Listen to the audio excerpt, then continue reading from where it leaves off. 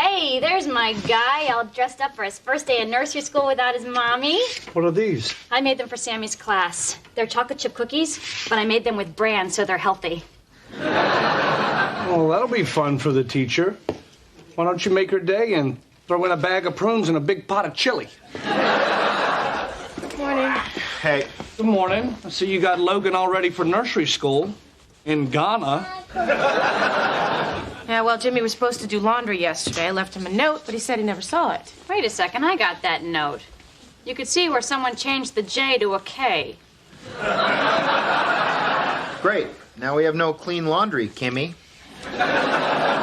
Well, Logan, this is a pretty exciting day for you and Sammy. First day of nursery school by yourselves. Pretty soon it'll be elementary, then junior high and high school. Then you guys will go off to college. Probably someplace very, very far away. And I'll call and ask if you're coming home for Thanksgiving. And you'll say that you're spending it at your girlfriend's parents' house, even though I raised you for 18 years and she's just some little spank you met 2 months ago. She's gonna be fun during menopause.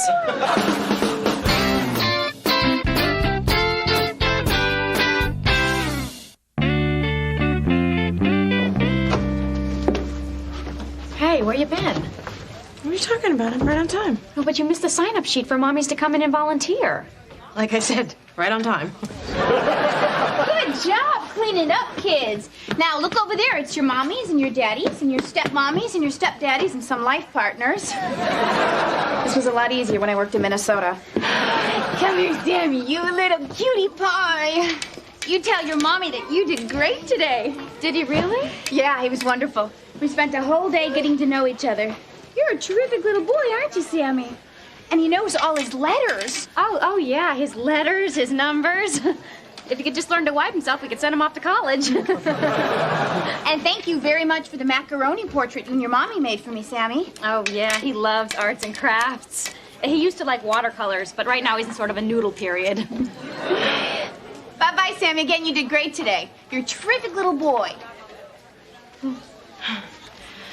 See you tomorrow, big guy.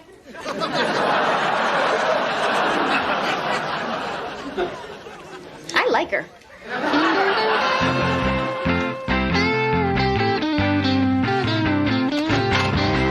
Hello. Hi. Hi, Dad. Hey, what's up, Dominic? Where's Logan? I brought him a little present to celebrate his first day at school. He's over with Sammy. Oh. Did you get me anything? Yeah, sure I did, Dominic. Got you these awesome keys. Check them out, man. They're shiny and they got cool shapes, and you shake them and make really awesome music. It's better when you just say no. Hey, I'll bring you something tomorrow night, okay, buddy? So how was Logan's first day alone in nursery school? Oh, it was fine, I guess. What do you mean, you guess? Is something wrong? No, it's probably nothing. What is? Well, it just seemed like the teacher was giving Sam a little more attention than Logan, but I may be overreacting. Yeah. I'm sure you are. What do you mean you're sure I am? I was there and I'm not sure. Well, I know, but, sometimes somebody will say or do something, you just totally blow it out of proportion. Oh, so you married a crazy woman? Well, if you hate me so much, why don't you just leave? You know where the door is. I stand corrected. I mean, I wish you would have seen it, the teacher told Kim that Sam was wonderful and that she loved having him. And you know what she said to Logan? She said, see you tomorrow, big guy. Yeah, she called him big guy, like she got drunk and made out with him at a frat party and then couldn't remember his name. Look, Christine, I'm sure it was just because it was the first day without all the mommies there. I doubt she got drunk and made out with him. Come on, it was probably just pretty chaotic. Whatever the teacher did, it probably wasn't intentional. Yeah, you're probably right. I want our kids to get the same attention at school as they do at home, I thought about it. I'll take the keys. Hey, Kim. How was Sammy's big day at school? I think it went well. Well? What does that mean, well? You mean like good? Does that mean good? He had a good time. And the teacher really seemed to like him. She liked him. Well, More like doted on him. Oh, my God, she doted. That's big. That's big. What were her exact words? I don't remember exactly. She said he was wonderful and she really enjoyed having him there. Oh, that's great. Is that more than she said to the other parents? I guess a little. Oh, I knew it. He's advanced. I bet you he's GT. You know, I was GT. That means gifted and talented. Also stands for Gregory Thomas. Coincidence? Well, maybe. It also stands for gigantic tool. Coincidence? I don't think so. You know, I was even GT in elementary school, but they didn't call it that back then. They called it the Dolphin Group. But only 10% of the kids were in the Dolphin Group. The other 90% were in the Tortoise Group. You don't have to be a dolphin to figure that one out. You know the worst thing about living with a dolphin? His blowhole. He's proud that Sammy's taking after his father. Hey, look, can I pick him up from school tomorrow? Oh, yeah. As soon as the kid starts doing well, that's when the daddy steps in. I have always taken a strong interest in Sammy's education. You will draw me a map so I know where the school is, right? Yes. Just don't make a big deal about Sammy being the teacher's pet. I don't think Logan got as much attention as Sam. Ooh, Tortoise Group, that's gotta hurt.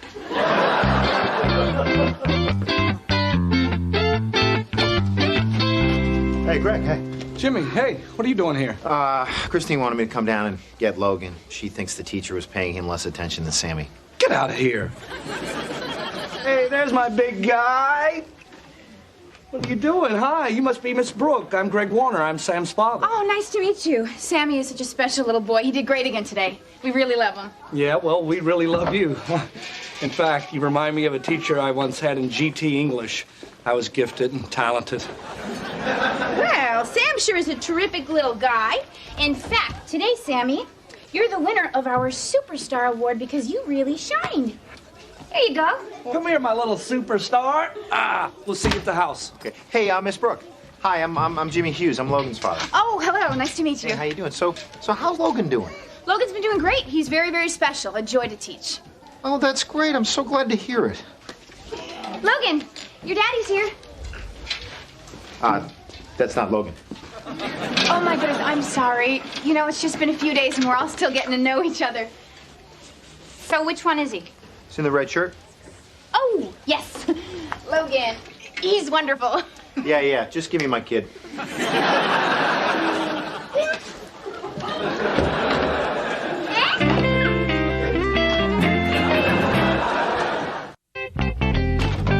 You were right, okay? You were right. Miss Brooke was all over Sammy. She couldn't care less about Logan. Oh, Jimmy. Oh, not your Miss Brooke, another Miss Brooke Shields. And not you, Logan. Logan's run, Logan, run outside and play. There you go, run. Yes. Hey, Dominic, why don't you go keep an eye on your brother, okay? Did you get me a present like you promised? Yes.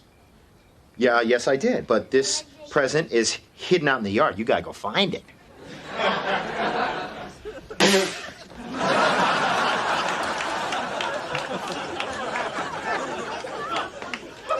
I couldn't believe it.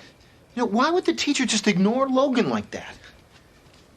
You know, maybe there's something about the Hughes family that just makes teachers not like us, you know? Like a scent we give off or something. You know how animals get those, Freeman homes, the Farron homes, the Furman, Maybe it's because we're stupid. Look, Jimmy, this has nothing to do with us or Logan. It's Kim. Think about it. The cookies for the class, dressing Sammy in those cutesy clothes, making the teacher's portrait out of macaroni. Kim's brown-nosing Miss Brooke to get Sam more attention than the other kids. Oh, please, Christine, I don't think Kim would purposefully go out of her way and start... Jimmy, she's not doing that stuff because it's fun, okay? Kim has always been like this. She's such a butt kisser that, well, if Miss Brooke stopped short, Kim's whole head would disappear.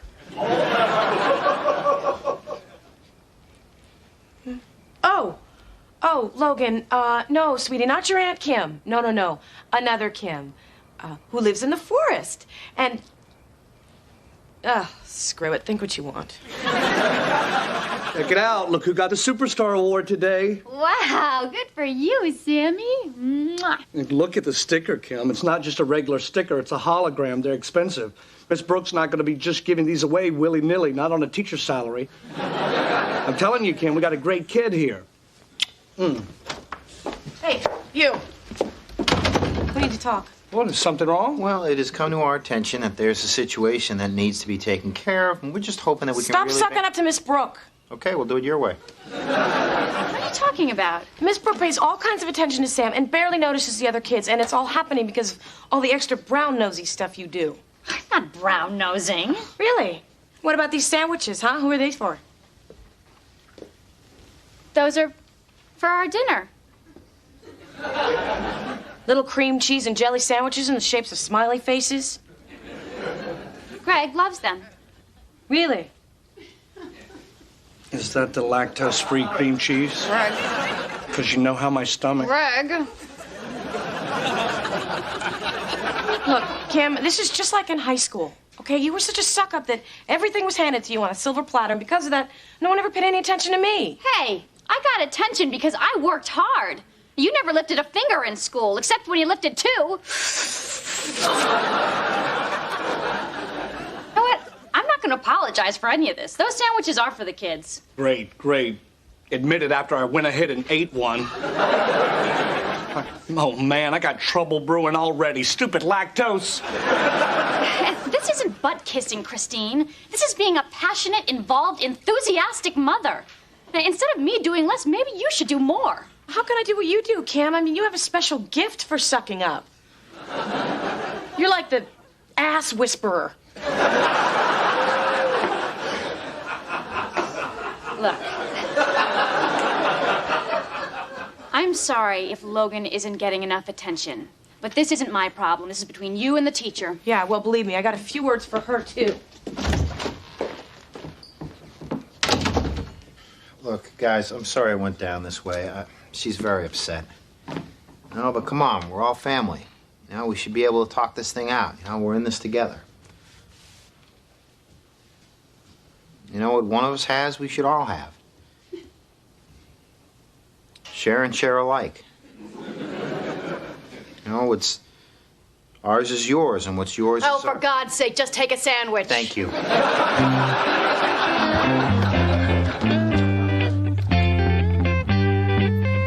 Okay, Sammy. You be a good boy. Have fun at school. There goes Sammy searching for something challenging to do, while all these other little kids mindlessly play with their toys. Their poor parents.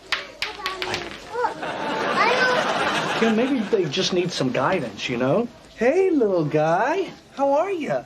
Look, you see this? If you change these two blocks, switch them up like that, it spells the word nectar. Yeah, that's another word for juice. Poor little fella doesn't even know what I'm talking about. Oh. Hello. Hi. What do you got there? Huh? Oh, nothing. Looks like some sort of arts and crafts project. It's a macaroni portrait of Miss Brooke, okay? Are you happy? We're sucking up. Yeah, scoot your little noses over. We're coming in. What you got there? Oh, it's just a little ham for the kids. You brought a bunch of nursery school kids a honey glazed ham. Unless they've seen the movie Babe, then it's going to be a big pink turkey. You know, I'm really proud of you, Christine. Now, the old Christine would have come down here full of fire and brimstone just looking for a fight. But you came down here to do what's best for Logan's future. Yeah, well, you catch more flies with honey, right? Or honey glazed ham. Oh, hello, everybody. Hi. Here, this portrait's for you. Yeah, we also brought a ham for the kids for snack time. Oh, my goodness, that's a whole ham. Thank you so much.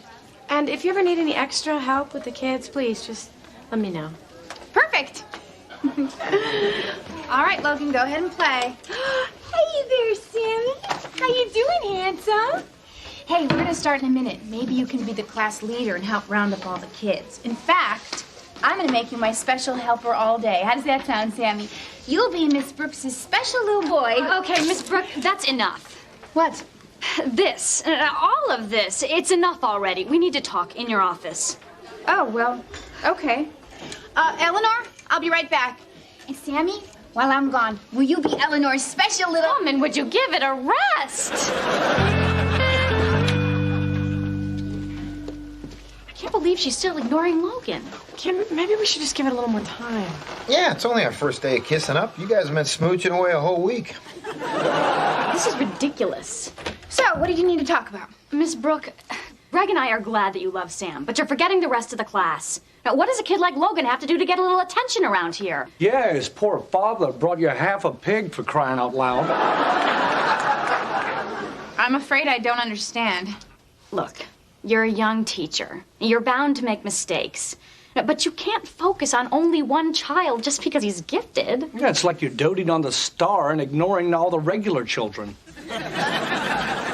Regular children? What is that supposed to mean? Oh, no. It's not a bad thing. It's just that every class is going to have children with a basic range of abilities. You know, some lower, some higher than that. And we understand that teaching Sam might be a little more rewarding, but sweetheart, I mean, you've got to get under those tall trees and shine some light on the shrubs. Are you calling my kid a shrub? Jimmy, that's a metaphor. Sorry, he didn't go to college, so metaphors are like... Can I say something here? Sure. I give Sam more attention because he doesn't have any friends. Youch. Excuse me? Sam is still adjusting to being without his mother, and he's had some trouble socially. Logan, on the other hand, is flourishing. He's one of the most popular kids in class. He doesn't need any extra attention. Yeah, well, we've always made a point of not giving him any extra attention at home. We haven't taken his picture in 10 months. Miss Brooke, why didn't you call us? We would have come down here immediately. Actually, that's why I didn't call. We wanted Sammy to get through this without you and become more independent. Well, now, I'm sure if I just spent a couple of hours with him, I could teach him to be more independent.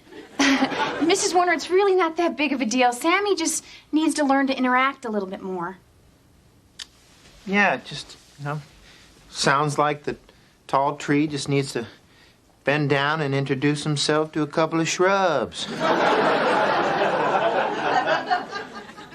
Metaphorically speaking. Hey, anybody else want a ham sandwich? The kids hardly put a dent in this thing. Although somebody did put a crayon in it. I wonder why Sammy's having so much trouble adjusting socially. Well, maybe I've been too involved with him. And now he's gotten so attached to me that he hasn't learned how to make friends. Yeah, I wonder if you've really screwed him up. I mean, Of course, I'm at work most of the time. But that's not your fault. We're in this together. Hey, you guys, come on. You can't sit around moping and blaming each other and wondering whether or not you screwed up. Of course you screwed up. But we all do. That's just what parenting is. Yeah, it's like driving with the blindfold on. You veer off course, you hit some gravel, you make an adjustment. Now you veer off course again, you make another adjustment. Again, this is just metaphorically speaking. Actually, that's not a metaphor, that's a simile. Yeah, well, my kid's got friends.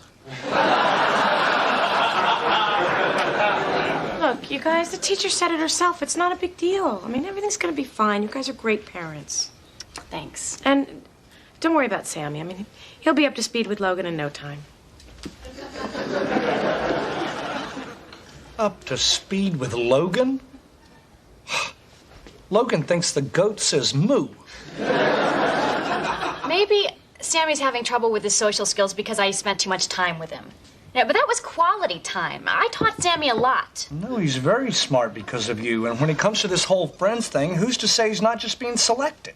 I'm sure he'll be very popular in no time.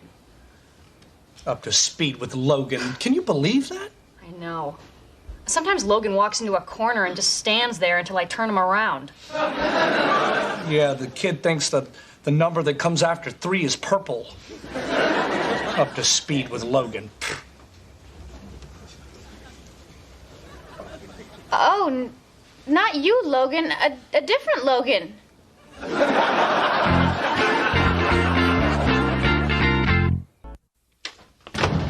Hey, you see my keys? I think Dominic's playing with them out in the back.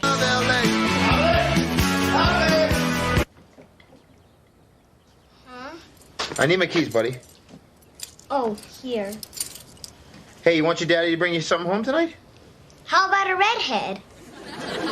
What? A cookie.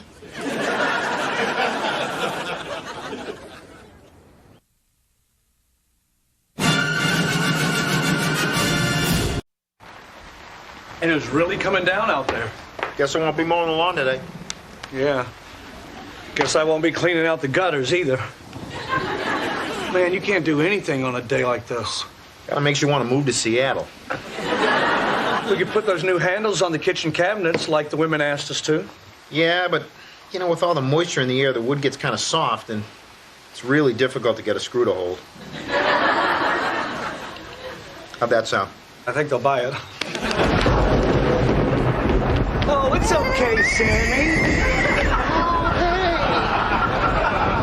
Don't be scared, okay? That's what happens when the Angels are bowling and one of them gets a strike. Okay? Hey, but the good news is, when that happens, every little boy gets a cookie. All right? So go tell Dominic to get you one. And get one for your Uncle Jimmy, too, okay? I can't believe that. Well, it's not really true about the Angels, Greg. I mean, I could tell him what really makes thunder, but I'd have to look it up. I'm not talking about that. I'm talking about the way Sammy just ran past me to you. He was scared. Exactly. I'm his father. Why's he running to you? I don't know. He was running pretty fast. Maybe he was just looking for a soft spot to land. Come on, if he runs into you, he could chip a tooth on one of your hip bones. Kim, you won't believe what Sam just did. Well, I'm hoping he changed the cabinet handles and someone has clearly stapled your ass to the couch. Sammy came running in here, afraid from the thunder, and he runs right to Jimmy. Oh, no. Where is he? Is he still upset? No, he's not upset. He's fine. I'm the one that's upset. Oh, that's right. I forgot you were afraid of thunder. I'm not afraid of thunder. During the day. I'm upset because Sam goes to Jimmy for comfort instead of me. Oh, come on. It was not that big of a deal. Yeah, maybe Jimmy was just closer. Jimmy was over there. I'm standing right here, Kim. You ought to have seen. Sam ran in and dodged me like I was a piece of broccoli and Jimmy was made of chocolate. Well, look, Greg, I mean, to be fair, I mean, my body is probably 5 to 10% chocolate. I mean, the rest is pretty much water and nougat. Maybe he just didn't see you. Your shirt kind of blends in with the couch. Oh, please. The kid can spot a Cheerio under the fridge 20 feet away. I think he can definitely see his dad on the couch. Greg, I think you're overreacting. He's a little kid. He doesn't know what he's doing.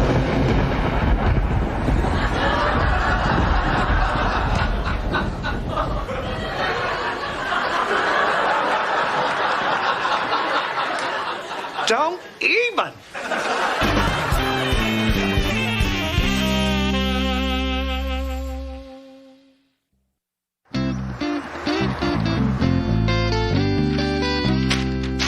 Man, there are some really good movies out. Hey, do you think the kids are old enough to go to the movies? I don't know. I guess they could probably sit through it, but how would they get there, like a bus or something? I'm serious. We should take them. Sammy's never been. What do you think, Greg? Is Sammy ready for his first movie? I guess. Just make sure Jimmy goes with him in case he gets scared. Well, you know, make sure that Greg comes along, too, so he can, I don't know, pay. You just love this, don't you? Being the big protector of the house. Hey, well, look at it this way, okay? If anything happens to me, you'll be the big protector of the house. Of course, you'll probably have to wrestle Christine for it. And you don't want none of this. I just can't believe he ran to you instead of me. I'm his father. I mean, he should feel safe around me. Kim, when you were growing up, you felt safe around your father, didn't you? Well, yeah, but that's because I was so scared of him, I figured everything else was, too. He's always stomping around the house, grunting and yelling. Yeah, when you're a little kid, you're not afraid of monsters in your closet when you got one chasing you down the hallway, screaming at you for changing the thermostat. Well, I'm not going to start yelling at my son just to make him feel safe around me. I'm proud of the fact that I don't do stuff like that. I'm a reasonable, sensitive father. And that's great, okay? But sometimes you got to be an authority figure also, okay? You need to do things to show Sammy that you're the man of the house. Oh, honey, you spilled on yourself. Let me get that out before it stains. Oh, thanks. Ow, honey, take it easy. I don't want to trade a stain for a bruise. If you could just eat without spilling everything Okay, all right, over. see, this is what I'm talking about. All right, if I'm Sammy and I'm watching this, I don't see you as my father. I'd see you as my sloppy older brother. Sammy does not see Greg as his older brother. I don't know, Kim. Think about it. He only knows what he sees.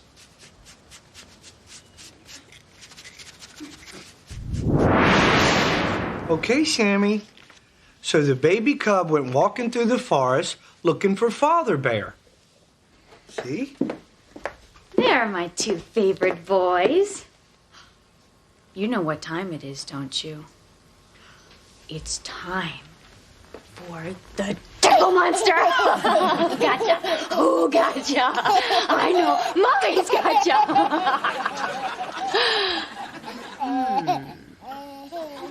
I wonder who's next. I don't know. I know. Greggy!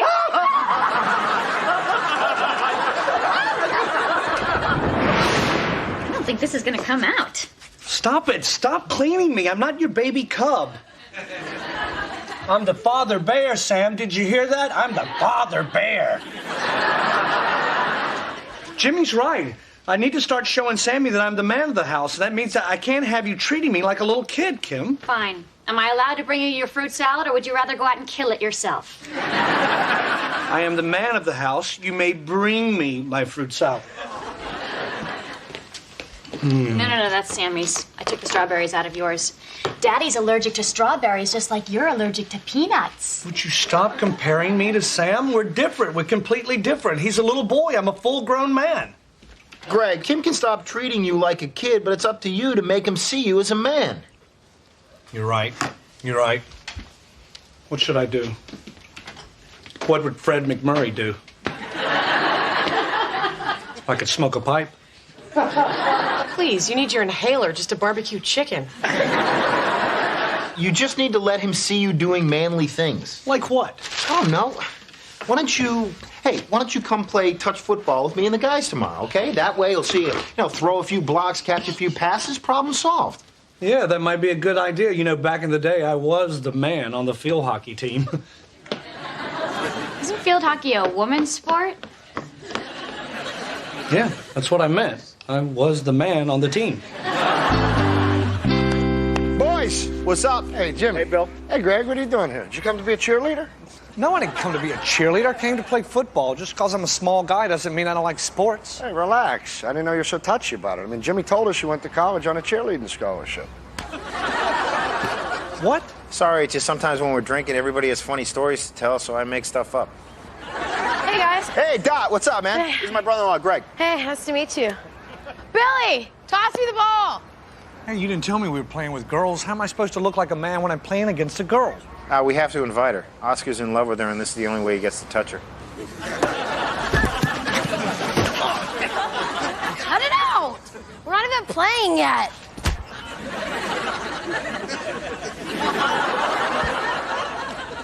All right, we're all here.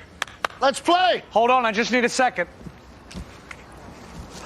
All right, Sammy, Daddy's going to play football now because Daddy's a man, just like all those other men out there. Yeah, except for that tiny woman who's probably going to be covering you. She's not going to be covering me. They're probably going to get a big guy to cover me. And for some crazy reason, she is covering me. She's not a regular woman. She's a tough woman. Hey, guys, look, this is Greg's first time here, so just go easy on him, all right? All right, guys. All right, look, do this for me, and I will buy beers after the game, okay? All right. Wait a second. Beers for us or beers for you? Fine, beers for you. All right. Okay, guys, I'm ready. Okay, you guys get to football first. Hey, make sure Sammy's watching, Kim. 52! 43! Get your hands out of there. I'm not even the center. Oops, sorry. 52! 43! 99, 73. Just hike it. Hike! Kim, did he see it?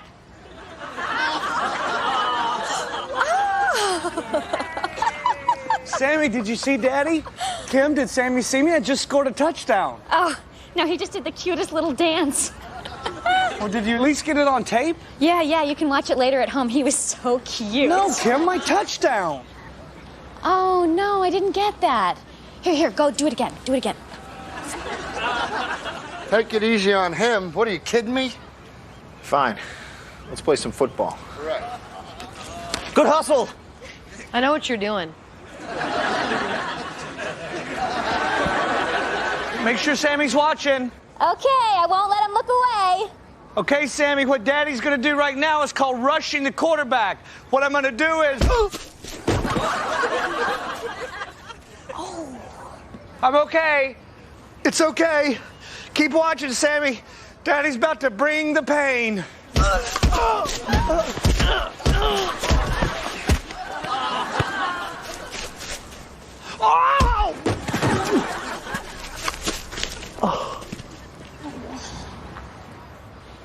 Oh, hi, Sammy. How you doing, buddy? Daddy's just resting. Oh. Hey, you all right? Yeah, I'm fine. I'm getting up. No hurry. Billy kicked the ball up into a tree. It got stuck. No one wants to climb up there and get it. I'll get it. What? I'll climb up at the tree and get it. Do you hear that, Sammy? You hear that, Sammy? Your daddy's gonna climb the tree. Everyone else is too scared to. No one said we're scared to. We just don't think it's worth climbing all the way to the top of a tree for a $10 football. Okay. You hear that, Sam? They're rationalizing. They're all scared. Your daddy's the only one brave enough to do it. Sammy, you watching? You watching? Wow, look at him go. He's like a squirrel. Oh, yeah. He's a good climber. Yeah, he probably had a lot of practice when he was climbing to the top of them human pyramids when he was a cheerleader. Watch your daddy, Sammy. Yes, I got it. Here comes your hero.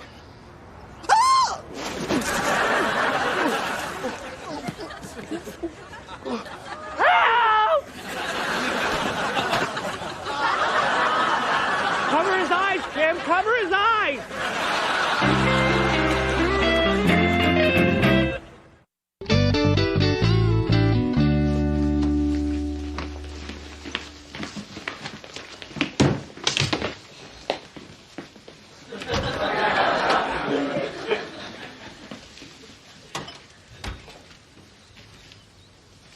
The firemen seem nice. Oh, yeah, Yeah. really nice. Good guys. Dominic really liked the fire truck. Yeah. They keep him so Shiny. clean. That was fun. Sammy really enjoyed it. Yeah, and the sky is blue. And how about those Dodgers? And oh, hey, I'm a big wuss for getting stuck in a tree. Anybody want to chit-chat about that? Greg, stop it. One of the firemen said it happens all the time. To pussycats, Kim. He said it happens to pussycats. I never heard him say the word cats. It's not a big deal. I love who you are. You're responsible, you're trustworthy, and you always put safety first. Great, I'm a Girl Scout. Want to buy some Thin Mints? Well, hey, Kim, if we're going to take all the kids to the movies, we better start getting them ready. Plus, I got to get snacks and fill a thermos with orange juice. Well, I'll just bring some juice boxes. How the hell am I going to get vodka in a juice box? Greg, it's not a big deal. Stop beating yourself up. Why not? I'm so weak it doesn't even hurt when I do it. Look, Greg, it's not your fault that you are who you are, man. You didn't have the benefit of being raised by a tough man. But that wasn't my dad's fault. His father was like that, too. I think your family has a wuss gene. What? A wuss gene. It's been passed down from generation to generation. Well, you're probably right. I bet you way back when there was a wussy Warner caveman. While all the other cavemen were dragging women back home by their hair, I bet your mine was trying to impress one with his fossil collection. Well, listen, if I were you, I'd do something about it before it spreads to Sammy. Well, I think Sammy's a little young to start worrying about that. Oh, really? You've already passed some of it along. I have not. Please, I could take out your whole family with a strawberry and a peanut. Hey, face it, man. It's up to you to break the chain. Well, I'm working against thousands of years of evolution here. I mean, how am I supposed to break that chain? I don't know. It's a wuss chain. How strong can it be?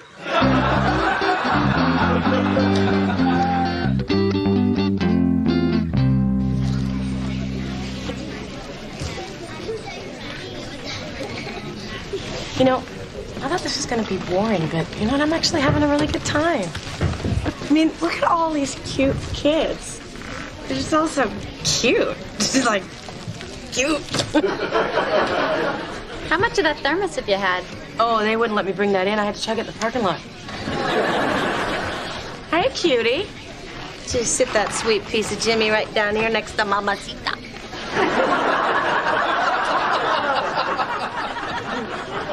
Hey.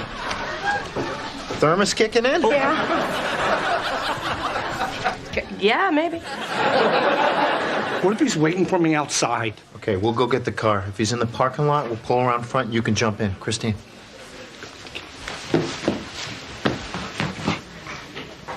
You know, honey, I know this is gonna sound a little strange with you hiding behind me, but I'm really proud of the way you handled this. There you are. Greg, you're hurting my shoulder. Look, can we just talk about this maybe, like, oh. Can we get a manager over here, please? Oh.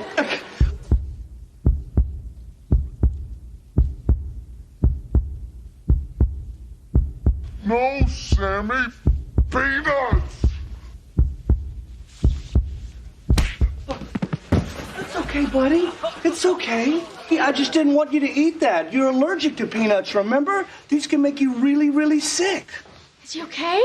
Yeah, I got to him before he put it in his mouth. I can't believe you punched that guy. Well, Kim, I had to. Yeah, I know, but it was like you didn't even think about it. Well? Sammy's life was in danger, and you sprang into action. You're a hero. Yeah? Yeah, well, I guess I kind of am, and you want to know something? It felt good. It felt damn good. I don't care who you are, you know, man or peanut. You mess with a member of the Warner family, you're either going to get thunder or you're going to get lightning. And believe you me, you don't want to get caught up in this rain.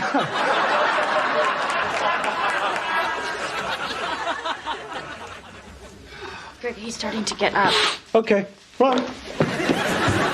Come on, Sammy. Run like Daddy. Oh, God. Poor Dad. He's such a wuss. I wish there was something I could do to make him feel better. Hey, I could pick up that peanut candy bar and act like I'm going to eat it. Hello, I'm holding a lethal weapon here. Hello. There you go. There you go. Now you can feel like a man, you big dummy. Uh-oh. The big guy is getting up. Excuse me. And we're running. Always with the running.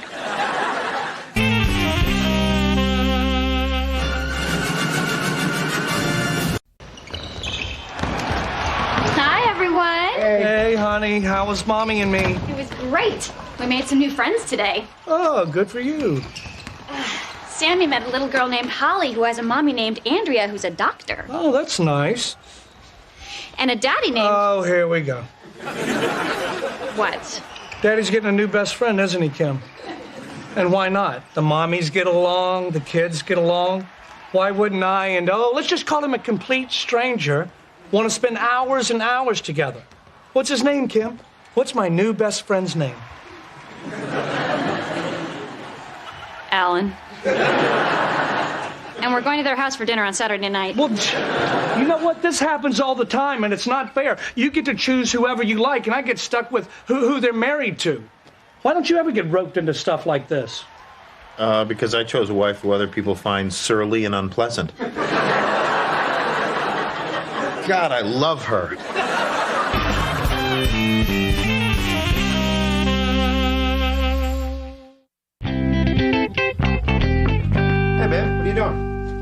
I'm trying to figure out what classes to take next semester. Oh, that's easy. You immediately eliminate any class that meets on Mondays or Fridays. Okay? That way you got a 4-day weekend. Then if you can, you kill any class that meets before noon. One semester, every single one of my classes met on Tuesdays between 1 in the afternoon and 10 at night. Well, that sounds like a really tough day. Yeah, I usually just blew it off. Well, unlike you, I want to make it past my freshman year. Problem is, all the good classes with all the best professors fill up really fast. Oh, God, there's going to be a huge line. Hey, you know what we should do? We should camp out. What? Camp out, you know, like we used to when we wanted concert tickets. Remember when we slept out in front of that Waxy Maxie's to see Def Leppard?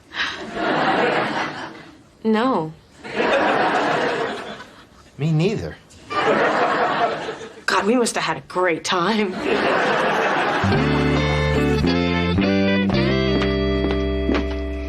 You're gonna try to be nice to Alan, right? Yes, I'm gonna be nice. Well, remember, compliments are conversation starters. That's nice. Why don't you embroider that on a pillow and then smother me with it?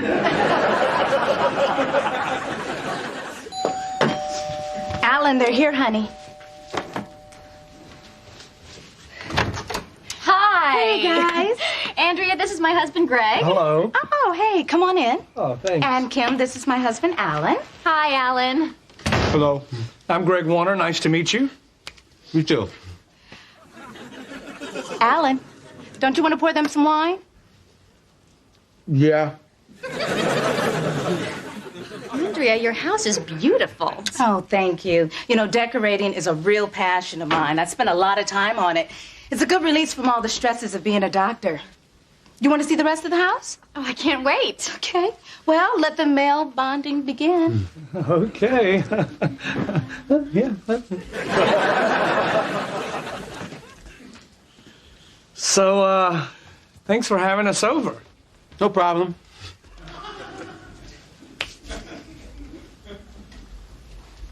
So, Kim tells me that you sell computers. Yep.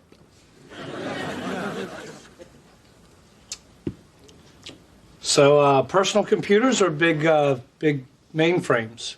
Look, if you don't mind, I really don't like talking about work on the weekends. Hey, I hear that.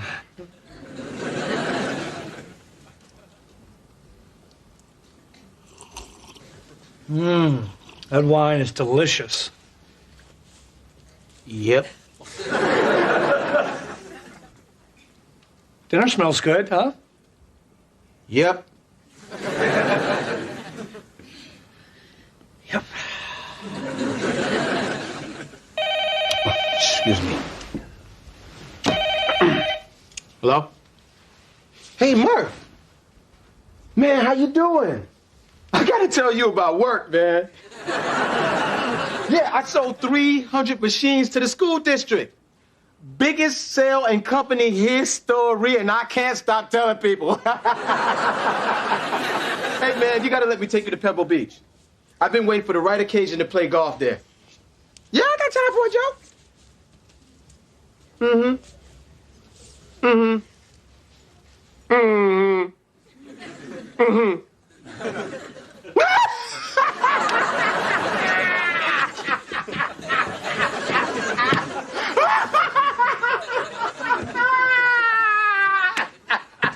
You crazy?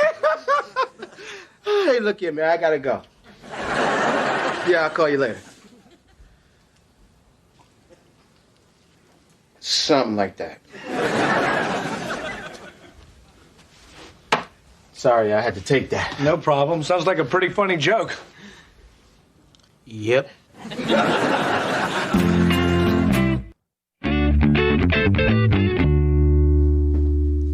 Hey, how was the husband date? It was not a date. Oh, somebody didn't get a goodnight kiss. I got something he can kiss.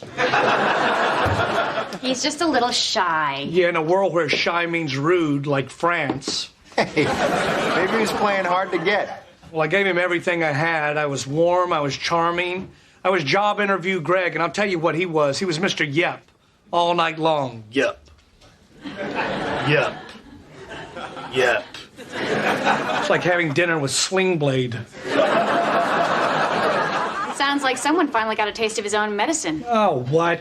Greg, that's exactly how you usually behave. How many times have we met couples where you wanted nothing to do with the husband? Yeah, but those guys are like the fat cousins. What?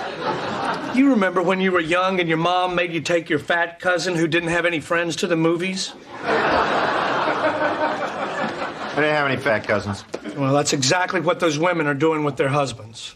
Oh, skinny cousins took me to the movies.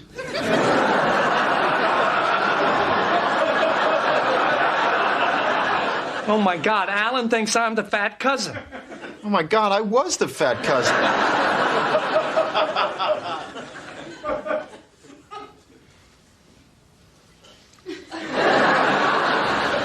Kim, I can't believe this. He thinks I'm some loser husband who doesn't have any friends. What a jerk. Well, you only have to be nice to him one more time. Why? Well, they invited us to their house. We have to reciprocate. Yeah, it's called etiquette. Says who? Who makes up these rules? It's just one more time. Then Andrea and I can be friends and we'll leave you guys out of it. Well, fine, but don't even expect me to try this time. He thinks he's going to give me the cold shoulder? Liquid nitrogen, baby. All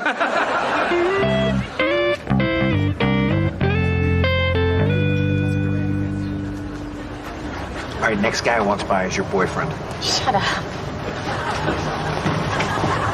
There's your boyfriend. There's your boyfriend. Go get him. Go get him. Shut up. Yeah, well, next girl who walks by is your girlfriend.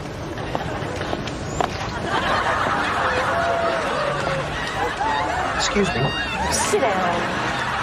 Stupid. Hi. Hey. Hi. Excuse me, look, we hate to bother you, but we just want to let you know that the homeless shelter's right around the corner. I think they're giving out turkey sandwiches. Okay. You know, we're not homeless. We're waiting in line. What line? The line to register for classes. Registration's tomorrow? Yeah. You better get in line. I should call Katie and Michelle and tell them to get down here.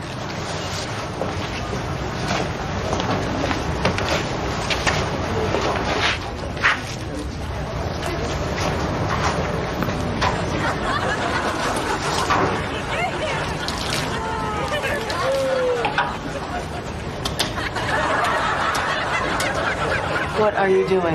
You go around the corner, pick us up some turkey sandwiches.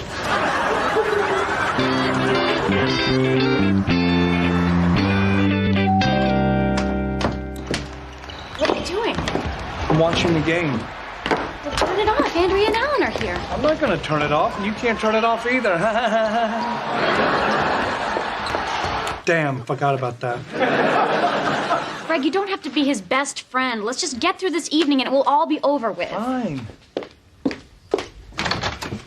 Hi. Hello. Sorry we're late. One of my patients called, and, well, that's just how it is when you're a doctor. Well, come on in. Welcome to our house. Okay, Greg, you remember Alan? Yep. Dinner will be ready in a few minutes. Andrea, it's your turn for the grand tour. Oh, great. Come on, it won't take very long. No, I guess not.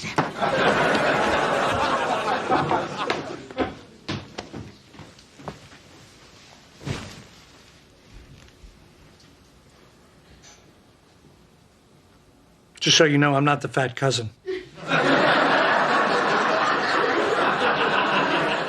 What are you talking about? I'm not some loser who gets fixed up with his wife's friends like somebody's fat cousin. I'm not the fat cousin. I'm the pretty one. Whatever. Hey, don't whatever me. I'm the whatever guy, okay? Yep, whatever. That's all mine. I don't want to be here any more than you do, okay? And don't think that I don't know what you're doing, because I'm usually the one who gets stuck with the losers. I'm right, aren't I? Look, I'm sorry. It's just that I'm Hey, save your apology. I don't care. I'm like you, buddy. You don't want to be my friend. I don't want to be yours. We just need to get through this. No, I really am sorry. It's just that I've been through this a million times, and I always get stuck with the loser. Well, I've been through it 2 million times. You know, why is it that our wives think that just because they make friends with someone, that all of a sudden the husbands have to be friends too? I mean, I got enough friends. Yeah, well, I've got more than enough friends. In fact, I was just saying, I might be thinking about cutting back. Me too, and I don't have time for you. Well, I don't have time for you either. You know, you all right. Yeah, you're all right, too. You ought to have seen the last guy I had to spend the evening with. All night long, he talked about his Jack Russell Terriers. Man, I had a guy try to teach me yoga. Oh. Civil War buff? Ham radio operator? One guy made his own honey, made me touch his bees. I had that guy. Yeah? I got stung. Yeah, me too, right there. You know, I was serious when I said I'm full up on friends. But I can always find room for one more. Yeah, I guess I could too. So you want to play Dungeons and Dragons?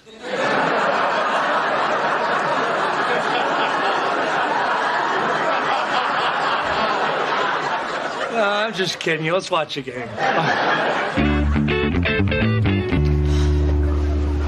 Man, I didn't know it was going to be so cold tonight. Excuse me. If you're not using that blanket, you mind if we borrow it? Would you let us cut in front of you? Well, you trying to get into Econ 101 on Mondays and Wednesdays? No? Give me the damn blanket.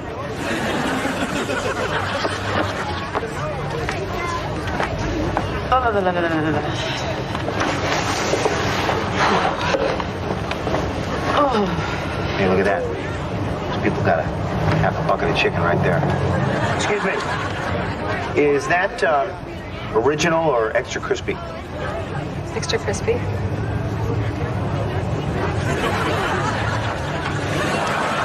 Dude, so worth it.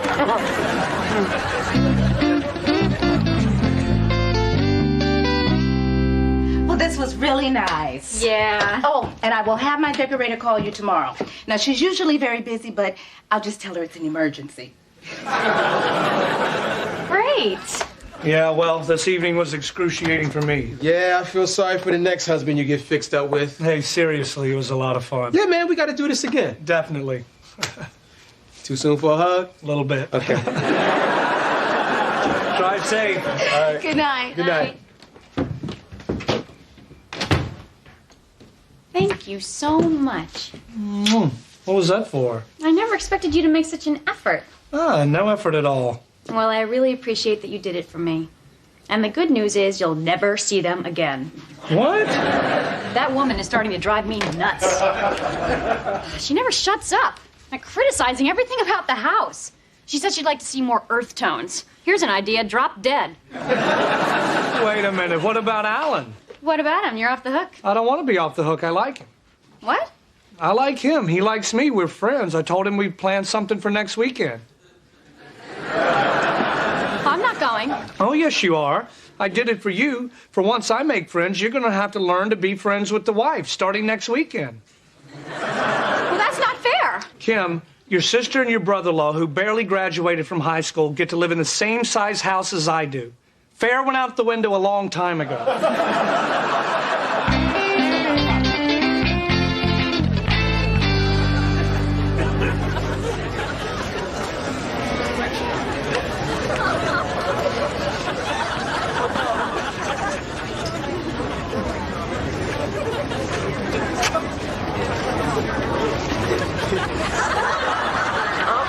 That's 10 minutes. Okay, you can move ahead. Hey, and thank your roommate again for this really cool watch. Hey, you're not upset that we moved this far back in line, are you? No. I mean, no one I let in front of us is taking the classes I want. And besides, I'm going to college to make our lives better. And with all this stuff we've gotten, I think our lives are better already. Hey, looks like they're opening up. What are y'all doing here? We're waiting to register for classes. Huh? Hey, folks, you guys don't need to be here. You register online, not in line. I don't know who told you to wait out here.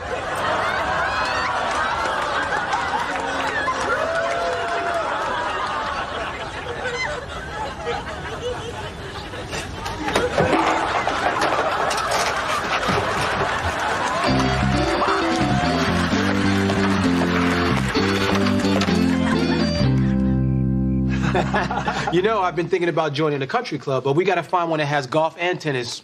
Andrea plays tennis. Get out of here. Kim plays tennis. She was the captain of her high school team. Really? Yep. Hey, have you guys been to Hawaii? No, we haven't. Then we should go. The women can play tennis and the men can play golf. It'll be perfect. Kim, do you hear that? It's perfect. Alan, could you help me bring out the coffee, please? No problem. Be right back, y'all. Hey, What are you doing? just having fun with my friend. I am not going on vacation with her. Well, I don't know, Kim. Sammy loves Holly. Alan and I are friends. And Kim, if I may quote the poster with the dangling kitty above your desk, hang in there, baby. I need another drink. You owe me this. Look, I am only being nice to her because you asked me to, but there is no way I'm going away on vacation with that prissy little twit. She's nice. Oh, please. She's so sweet and cheerful. She makes me want to throw up.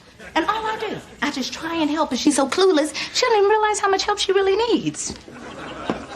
Excuse me? You think I need your help?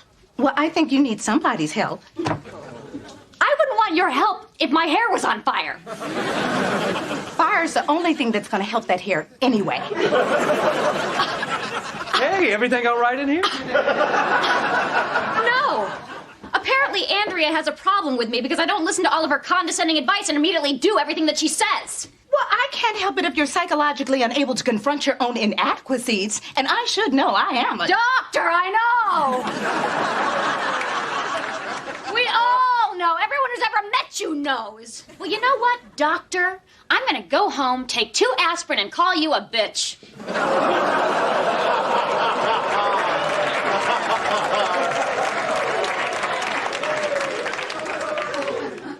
I need to go lay down.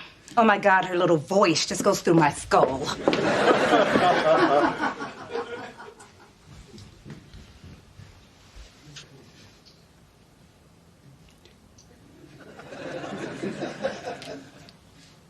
This could all blow over.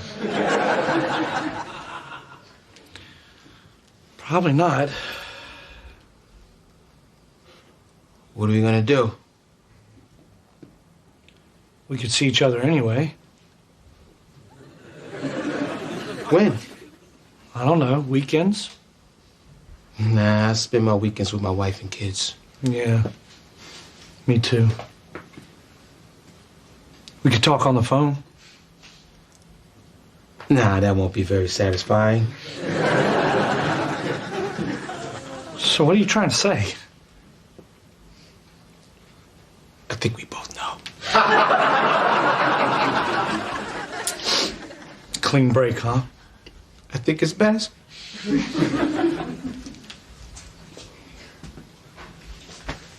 She's gonna set you up with other husbands, isn't she? Yes, but it's not gonna be the same. It's probably gonna be another loser. Well, that does make me feel better. And remember, if Kim divorces you or, God forbid, dies,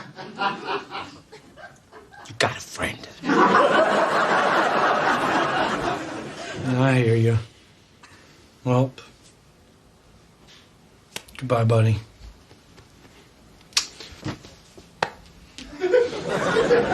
Bye, buddy.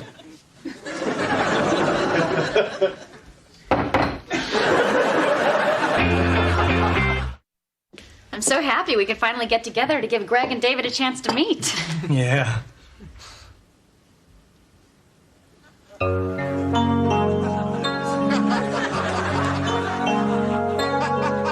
Go lawn bowling on Sunday, do you? Yeah. Yeah.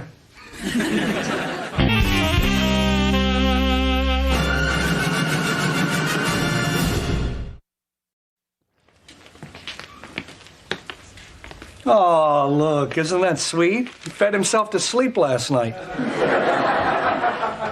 Good morning.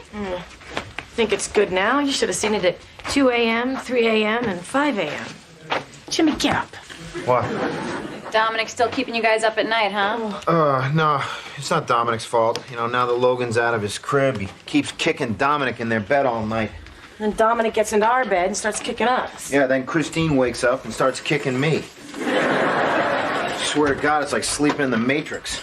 Well, I'll make you guys some coffee. Can I have some coffee so I don't fall asleep in school again? No, you can't have some. You're 6 years old. What are you thinking? You're not allowed to drink coffee. Here, have a couple Mountain Dews. Mountain Dew, Trailer Parkachino. You know, guys, Dominic would probably get more sleep if he had his own room. Yeah, and he'd probably drink more milk if he had his own cow. What's your point? Well, sounds like she wants you to move out. I know she said you could stay as long as you want, but everybody has their breaking point. It's okay, honey. You're still a good person. Actually, I was going to suggest that Dominic move into our downstairs bedroom. Oh. Look, we hardly ever use that room for anything. We never have any guests. Oh, Kim, that's not true. That's my workout room. My machine with the handles and the thing that takes my pulses in there. Don't worry, Mr. Universe. We'll find somewhere else to hang your dry cleaning. Well, I was just about to start using that thing. I mean, I need a little cardio. How about this? At night, when you take off your socks, why don't you jog on over to the hamper and drop them in? Who knows? Maybe after a week or two, you could work your way up to underwear. I don't know, Kim. I mean, come on, you guys have done enough for us already. I don't want to put Greg out. Greg, Dominic's up all night. He's falling asleep in school. Well, no, I'm fine with it. If he needs the room, he needs the room. I just think we should ask him first. Dominic, do you want to move into your own room where you'll be far, far, far away from your mommy and daddy? Be all by yourself, alone on the first floor, and sometimes John Kim forgets to lock the front door. Greg! Kim, it's the truth. What do you think, Dominic? I think I'll check the lock and take the room.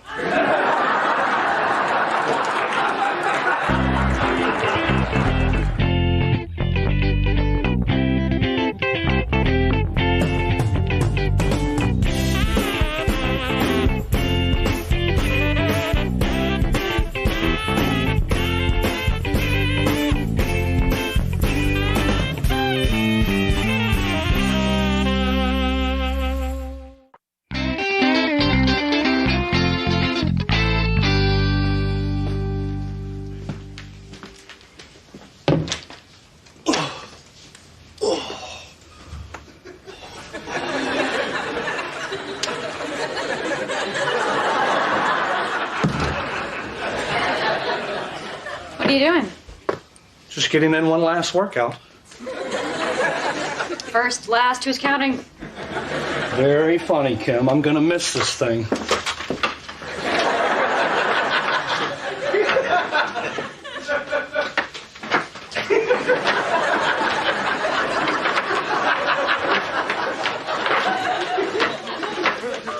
Wow, that really works the abs. I mean, when I'm trying not to laugh. Shut up, I'm concentrating.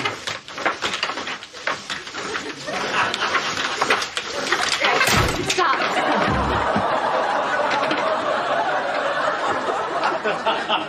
You don't stop, you're gonna hurt something. Like the chance of me ever having sex with you again. Oh, hey, pretty cool, huh, Dominic? Yeah, this is way better than your room now. It's way better than your room now.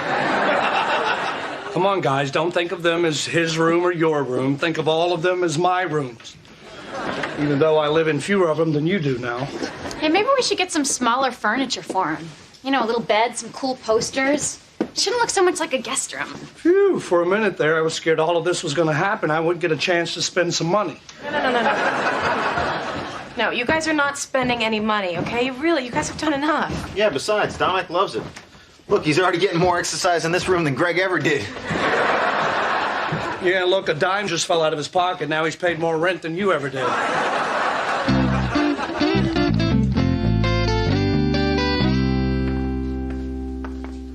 Oh, Dominic, you scared me. A little late for you to be up, isn't it? Is everything okay? Look, I don't know what goes on in the backyard, but here in the big house, we keep up with the pleasantries. A simple hello is all I'm asking.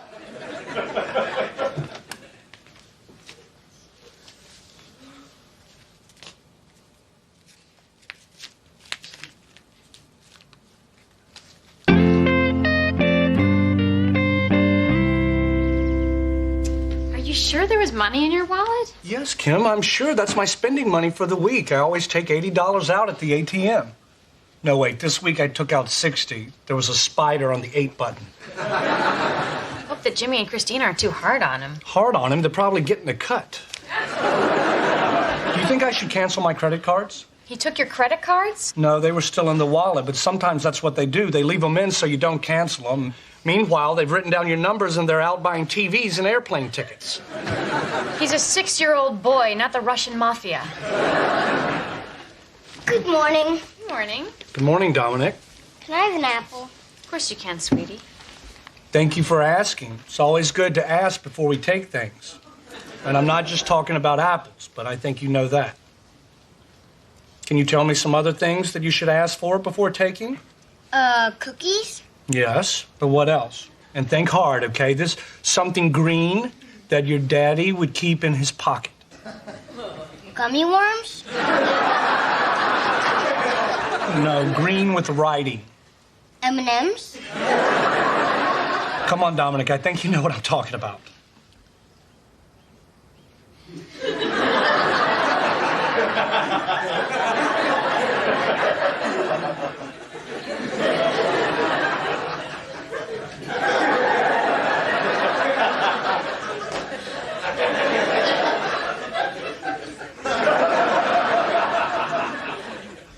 Watch TV. Oh, he's good. Kid didn't even bat an eye. Oh, you're good. Greg, stop. Let Christine and Jimmy handle this. Kim, if Jimmy and Christine were handling their son, I would still have my $60. No, wait, 57, I rented Shakespeare in Love. No, wait, 47, I had to pay Jimmy's late fee on Porky's. Morning. Hey, how was your first night without Dominic in your bed? Well, we had a big decision to make. Should we catch up on sleep or should we catch up on sex? I caught up on sleep. I caught up on sex. Hey,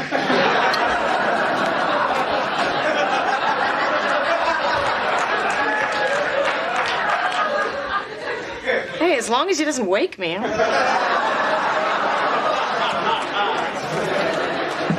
Did you tell him? Tell us what? Dominic stole money from Greg. You're kidding. Really? I came downstairs around midnight, and he was walking out of the kitchen. Then I found my wallet on the kitchen floor, and all the money was gone. I don't know what to say. Well, we're just worried about Dominic. Yeah. You don't think he'd have copied down my credit card numbers, do you? Greg. Well, are you guys sure about this? Man, it's like when your kid does something like this, it makes you feel like you're a failure as a parent. So, what are you going to say to him? What? It's not my job. You're right. It's not your job. What are you going to say to him? Dominic, get your little butt in here. Do you want me to start, or do you want... Just stand behind me and nod. Okay. Honey, I want you to look at me and I want you to tell me the truth, okay? Now, there was some money missing from Uncle Greg's wallet last night. Did you take it? No. Yeah, the kid's good.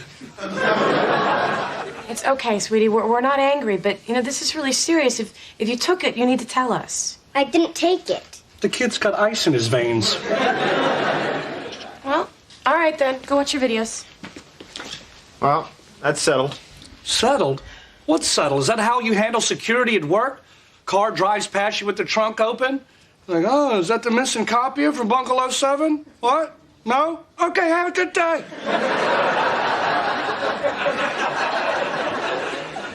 He said he didn't do it, Greg. Well, he's lying. Hey, no one calls my kid a liar. Well, they need to start because he's lying his ass off. To be fair, you didn't actually see him take the money. Okay, Kim, let's see.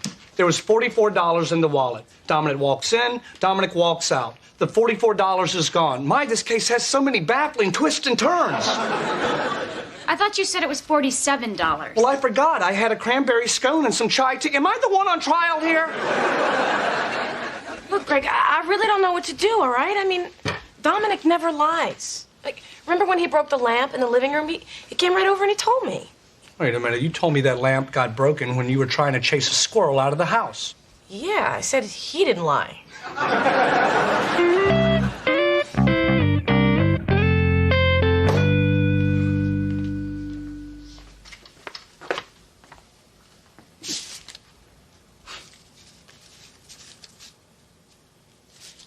Oh, hey, Dominic.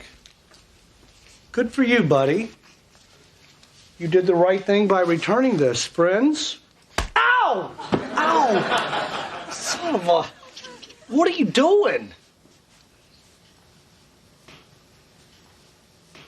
Are you sleepwalking? You are sleepwalking. Hey, Dominic, wake up. It's me, Uncle Greg. It's me. Oh! Ow! Ow! Take that, shrimp.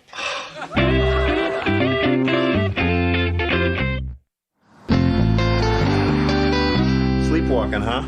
Well, not just sleepwalking, sleep hitting, sleep poking, sleep stealing. I swear the kid works harder at night than you do all day. God, I can't believe he beat you up in his sleep. I mean, if you were awake, yeah. You think this is funny? The kid is beating me up. He's stealing my money. He's calling me shrimp. If you had your oboe and your band uniform, it'd be just like junior high all over again. I don't think you want to take a trip back to junior high, Flatsy Patsy.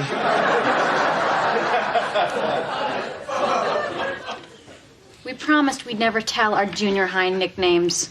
Not too choosy, Susie. I was a sleepwalker when I was little. There's really nothing you can do about it, you know? You just gotta make sure he's safe. You guys think he's safe walking around here at night, don't you? Please. This house is completely child-proofed. It's got more padding than my bra when I was Flatsy Patsy. See, I can poke fun at myself. Well, I'm glad everyone is so worried about Dominic's safety. Meanwhile, I'll be upstairs gluing a protective cup into my pajamas. You know, I've heard that sleepwalking can be caused by stress. I hope nothing's bothering him. Well, he is sleeping in a new room. Yeah. But where is he? I think he's watching those videos I got. Dominic! I mean, he doesn't seem bothered by sleeping in a new room, but I guess you never know, right? Yeah? Dominic, honey, are you feeling bad about anything? Well, I picked my nose and rubbed it on the couch.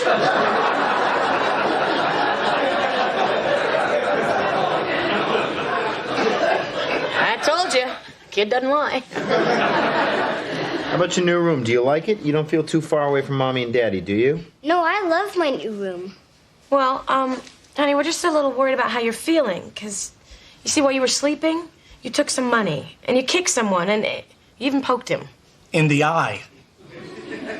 I did all those things when I was sleeping? Yeah. Cool. Hey, Dominic, buddy, are you sure there's nothing bothering you? Nothing at all? My finger hurts a little. I think I jammed it. In an eye.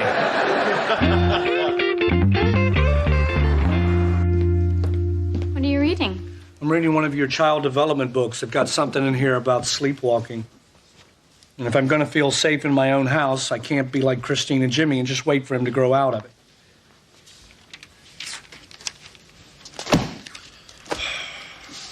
Well, what's it say? It says to just wait for him to grow out of it. Stupid Harvard doctors. Uh-oh, Kim. Dominic? Oh, this is creepy. Oh, no. The child of the corn is out for his midnight stroll. Dominic, honey? Hello? You're way behind on your rent, and if you don't pay me, out you go. Okay, let's get you to bed. Kim? Ow, Kim! Did you see that? He went right around you to get to me. So weird. Didn't even sound like himself. It reminded me of that kid in The Shining. Red rum! Red rum! Stop it. You're freaking me out. Sorry. Red rum! Red rum! Quit it! I mean, why is he just going for me? Why didn't he try to hit you? I don't know. And why is he talking about the rent and getting thrown out?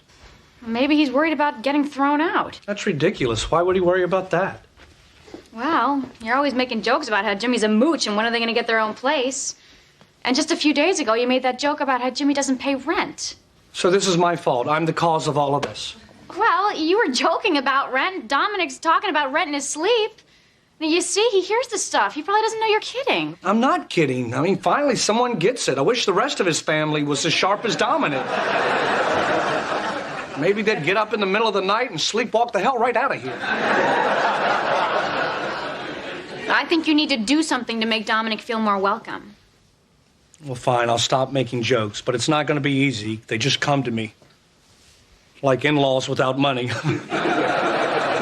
what I mean? I can't turn it off. Well, try. I still think that we should fix up that room a little bit. Well, why not? I'll go out and buy him a bunch of stuff to keep him from attacking me. Can't believe I'm paying a 6-year-old protection money. It's either that or... Red rum, red rum! Stop it! Stop it!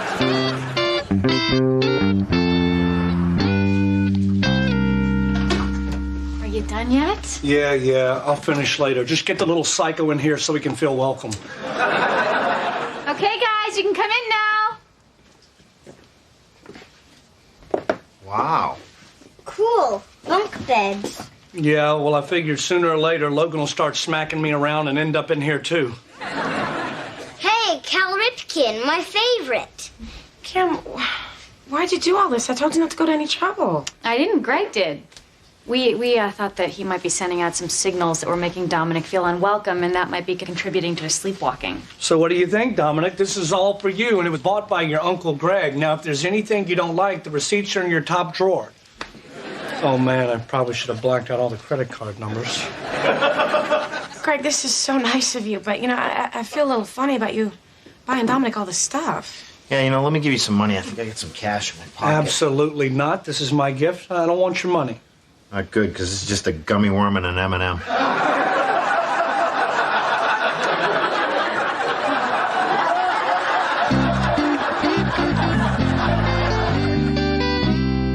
Did you see the look in Dominic's eyes when he saw that great stuff you got him? No, I didn't. But I'm not seeing as well since he detached my retina. Come on, you've got to feel good about what you did. Well, I do feel good about what I did because I did something. If it was up to Jimmy and Christine, Dominic would be walking around at night here for God knows how long. But that's not the kind of person I am. If I see a problem, I take the time to find a solution and I get the job done. Take that, shrimp. Kim? Greg, I'm really sorry about this. If you want, we can move him back in with us. Yeah, right. I'm going to kick him out of his new room so he can resent me even more. He's only going to get bigger and meaner. You who stole my daughter's dolls. We didn't hurt him. We was just trying to... Listen, you no-good loafers. You're way behind in your rent. And if you don't pay me, out you go. Now, take it easy, Mrs. Crump. We'll give you every dime we owe you. What are you watching? How to be The Three Stooges. I got these tapes for Dominic last week. Why don't you tell me? What? Get out. Let him alone. Man. Why did they call that guy Shrimp? No, it's not shrimp. It's shemp. He keeps calling it shrimp. What, wait a second. Is there one where someone steals some money? Yeah, that's Cash and Carry. That's a classic. All right, buddy, I think you gotta go get ready for school, okay? Hey, this next part is funny. Watch this. I don't have to watch this, Jimmy. I'm living it. What? You show this stuff to Dominic every day? The kicking, the eye poking? Look, right there, they just slammed a picture over a guy's head. Hey.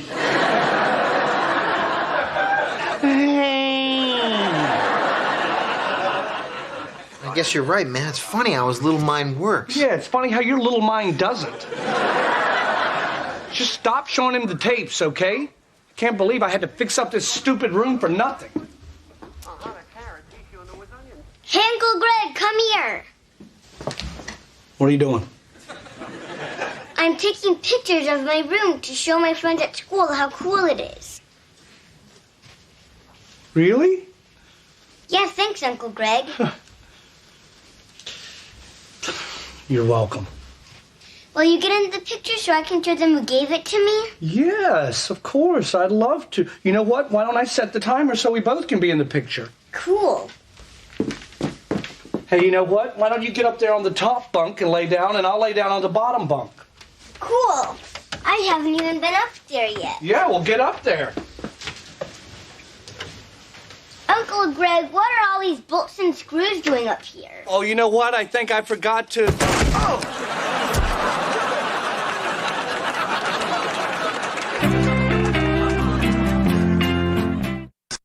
Yeah, I'll take the Sony Trinitron high-def TV. I don't know. Should I get the big one? Yeah, give me the big one. I'll be paying with a credit card. Greg Warner.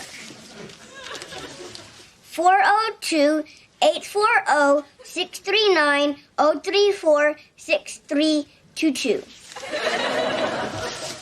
And add in $20 for yourself, sweetheart. You've been a peach.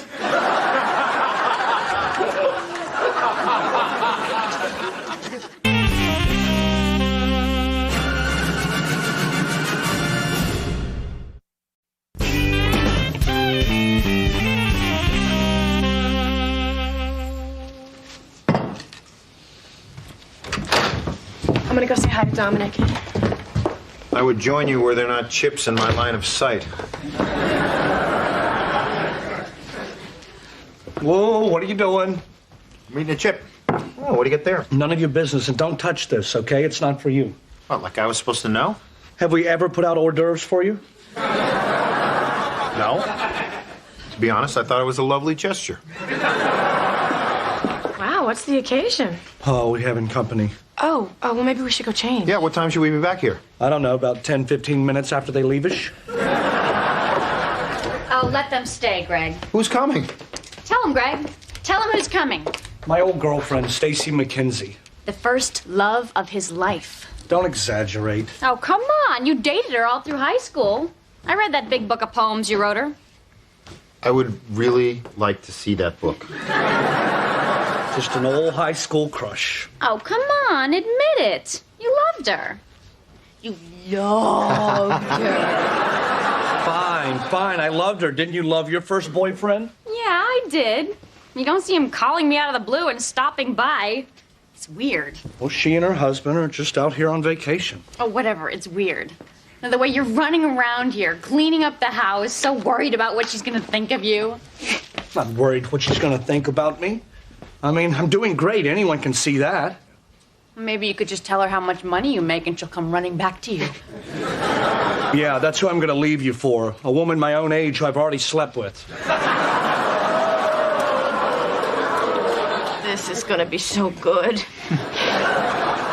You gotta let us stay.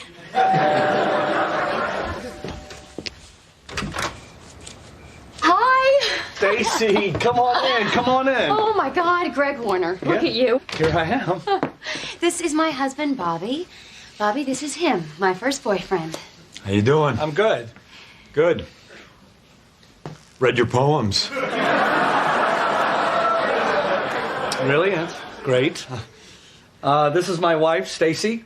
Kim. I meant to say Kim. I was looking at Stacy, and I just said Stacy instead of... Kim. Hi. Nice to meet you. Forget Barnum and Bailey. This is going to be the greatest show on earth. So how was your flight? It was good. Hey, I have a question. Why'd you guys break up? Well, it was after high school and college starts. People grow apart. There doesn't have to be an exact reason. I met Bobby. What's that? I told you when we broke up. No, you didn't. Mm-hmm. You didn't tell me that. I mean, not that I remember it all that well, but we were standing outside the gymnasium and you had on that pink fluffy sweater I like so much. Ah, yes. The sweater that was immortalized in the poem Cotton Candy Hugs. Yeah, that's the one. Anyway, I thought you broke up because you wanted to expose yourself to different things. Yeah, Bobby. Oh, man, you totally would have fit in with the guys I used to hang out with in high school, man. We used to do the craziest stuff. It's like, see this guy right here? I got that when I fell through a plate glass window. Hey, you see that one? Yeah. I was surfing on the hood of a moving car. My idiot friend hits the brakes. Fish hook. My friends and I, we never slowed down enough to do any fishing. Oh, we weren't fishing. What were you doing? Throwing fish hooks. Sam is so beautiful. And Logan and Dominic are too. You guys are so lucky to have such wonderful kids. Thanks. Yeah. Bobby and I have been working on starting a family. Oh my God. Oh, you are gonna love it. Our lives changed so much when we had Sam. It's the greatest, most amazing, life-changing thing that will ever happen to you. Yeah. Unfortunately, it's not going very well. Oh. Well, it's not all it's cracked up to be. We haven't given up hope. Good. I think the most important thing is to keep a positive attitude. Yes, that helps.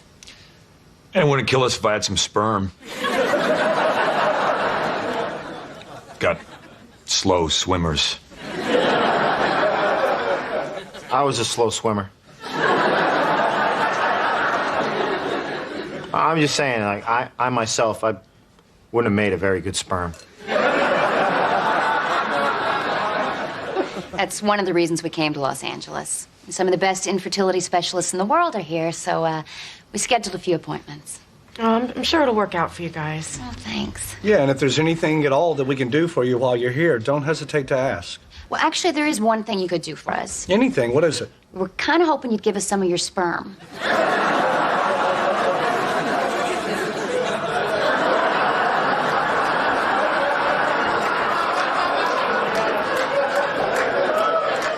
How glad are you they let us stay?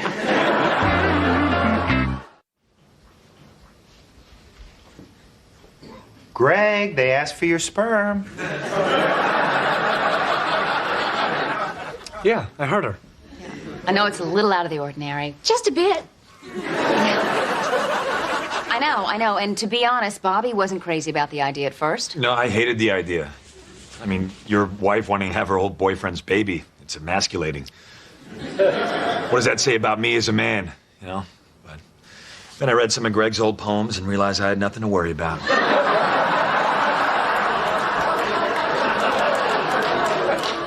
Plus, I asked him, do you want to pick some complete stranger out of a catalog who we don't know anything about?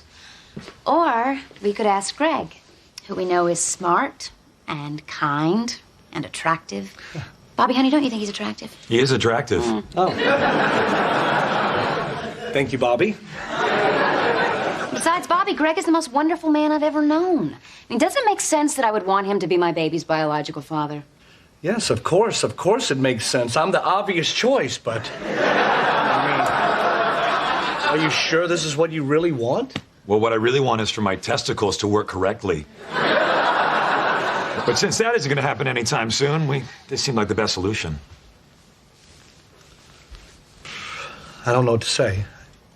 Look, I know it's a long shot, but please just say you'll think about it. I mean, think about how much Sammy means to you and how much our baby would mean to us. I will. I will think about it. Great. Well, I guess we should get going. Thanks for having us over, and it's really nice to meet you, Kim. And I'm so sorry for just springing this all on you. Oh, please. If I had a nickel for every couple who asked for Greg's sperm.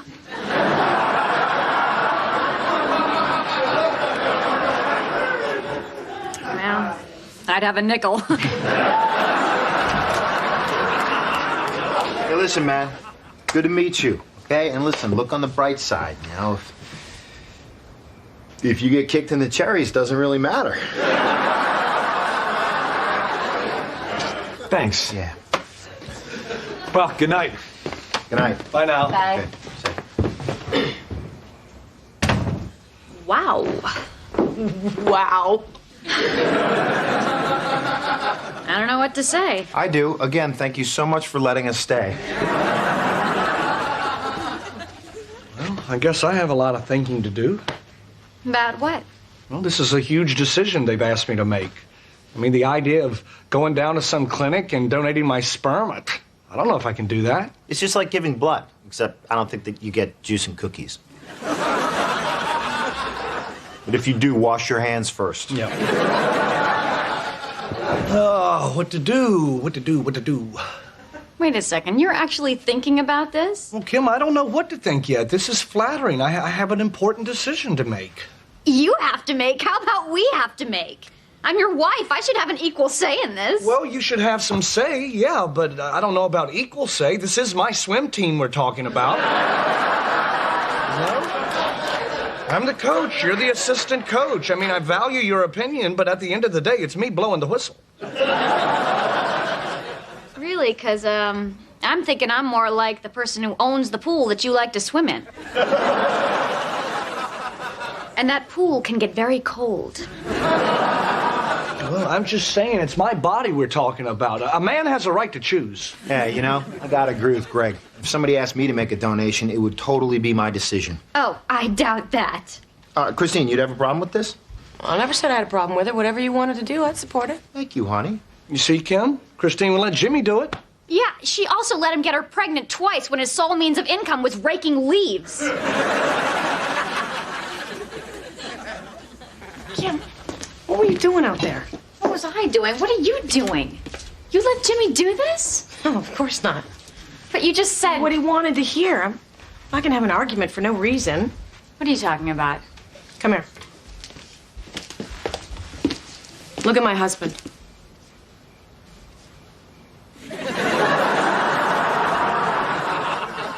Hola, señoritas. Me llamo Señor Guacamole.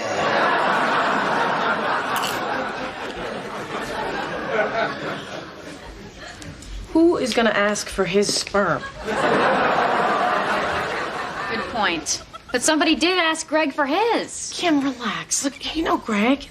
There's no way that he could stand having a child out there that he couldn't be a father to. I mean, there's no way he's gonna do this in a million years. He's just enjoying being asked. Yeah, I guess you're right. Oh, so why fight about it? I mean, as long as they're gonna do what we want them to, might as well let them come up with it themselves. Besides, we can't always tell them what to do. They're grown men. We're not their mothers. Christine, I got guacamole in my eye. Pumpkin! Baby, let me see. Right in there. Oh. Right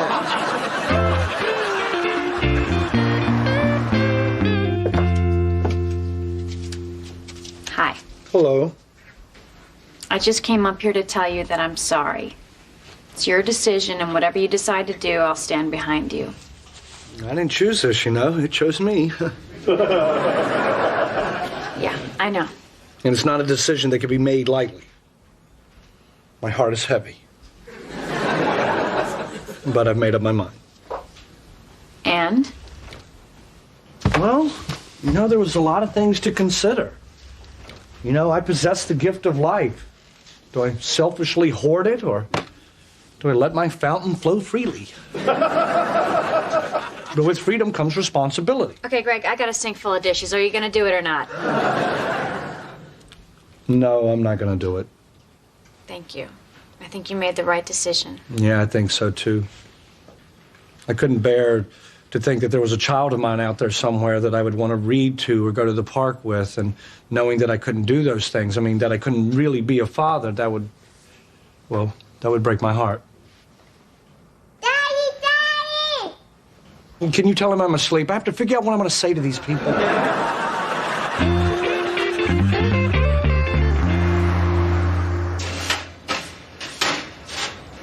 Hey, so when are Bobby and Stacy coming? Any minute now. Yeah? Kim and Christine aren't back with the food yet? No, but I'm not so sure Bobby and Stacy are going to stick around to eat. Tell them no, huh? Yep.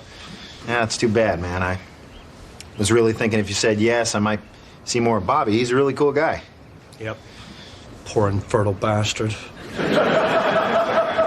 Now, I hope they don't take it too hard, man. They really seem to have their hearts set on you. Yeah, I know. It's like they had their hearts set on drinking Coca-Cola, and now they're going to have to settle for Fresca. I like Fresca. Yeah, but it's not Coca-Cola, is it? Hello? Hi, back here. Hi. Hi. Hey, buddy. Hey. What's up, man? Catch that hockey game last night? Oh, are you kidding me? I couldn't believe the Caps won in overtime, man. I'll tell you, hey, you know, next time I'm back east, we should really see if we can catch a game. Yeah. Well, maybe next year we can take a kid. Yeah, maybe. Can't look at him. So how you guys doing? I don't know. Kind of nervous. Yeah, me too. Yeah, is that good nervous or bad nervous? This is a bad nervous. I'm sorry, I can't do this. I understand. And I know how heartbroken you must be. It's okay. But I think if you put the time in and go about this carefully, I mean, somewhere out there you're going to find somebody that's going to fulfill all your hopes and... Greg, really, it's okay. Jimmy, how about you?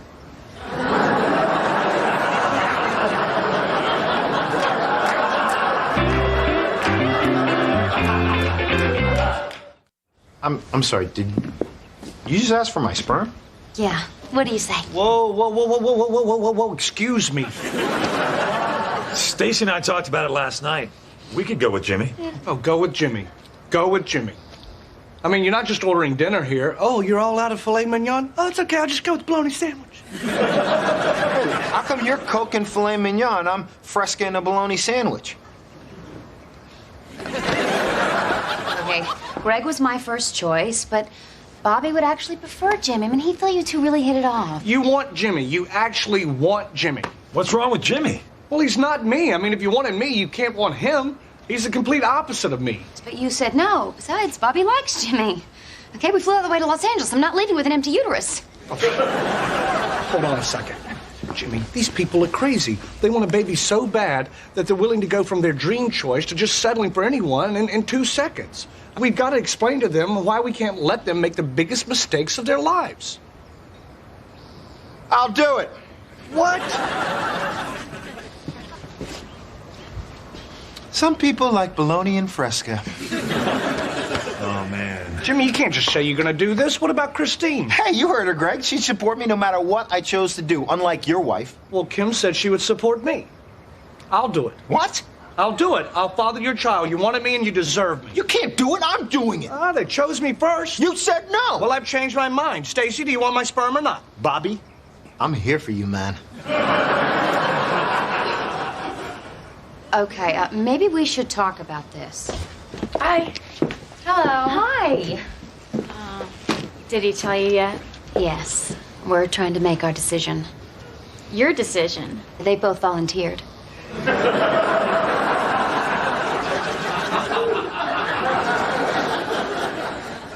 What? Maybe we should leave Bobby and Stacy alone for a while so they can discuss this. Well, we'll be waiting in the house while you decide. The big house, which I own, not the small house where Jimmy lives. Greg! I own the small house, too. What the hell is going on? Greg said no, so they asked me, and I said yes. But Stacy said you both volunteered. Well, once Jimmy said yes, I couldn't let that happen. I mean, those poor people were obviously grasping at straws. Well, you're not doing it. Ah, see, you can't do it anyway. Put your one-shooter back in its holster, Senor Guacamole. You're not doing it either. You said you would support whatever my decision was. Yeah, if you made the right one. That's not fair. And you told me that I could do whatever I want. And I've promised these poor people that I was going to give them a baby, and I'm doing it. It doesn't matter, man. They're not going to pick Greg anyways. Why would they pick Greg when they can pick me? Why would they pick me? Why would they pick me? I'll tell you why they would pick me, because I'm smarter than you. Yeah, well, maybe they'll pick me because I'm stronger than you. Jimmy, you got a 380 on your SAT. You're supposed to get 400 just for writing your name. Well, maybe they don't want to have a kid who's allergic to everything under the sun, including the sun. I am not allergic to the sun. It just makes me splotchy. Oh, yeah? How about strawberries? How about peanuts? How about mold, cats, pears, pollen? You're bald. Yeah. Oh, okay. Gloves are off, huh? We're playing dirty, huh? Well, I'll tell you what. Why don't we all go take a peek in your medicine cabinet and say hello to your pal, Mr. Rogaine? Yeah, that's right. Yeah, you're just one prescription away from looking just like me, buddy. You, my friend, are a snoop. Yeah, you throw like a girl. You can't read without moving your lips. You're scared of spiders. You have no money. You have no ass.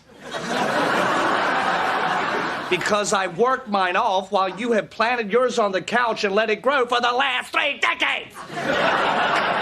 Excuse me. I'm sorry to interrupt, but is it true that you're really allergic to all those things? Well, some are full-blown allergies, but the others are just sensitivities. So how bald are you? I'm not bald. It's receding. Yeah, down to the middle of his back where it sprouts into an afro. That is not true. Could you take off your cap? He throws like a girl. Maybe we didn't know as much about you guys as we thought. I mean, we didn't know about your lack of hair and education. And you, well, you're just a mess. Yeah, I think we'll take our chances with the catalog. Yeah, but nice to see you again, Greg, and it was nice to meet you, Jimmy. Yeah, good luck, girls.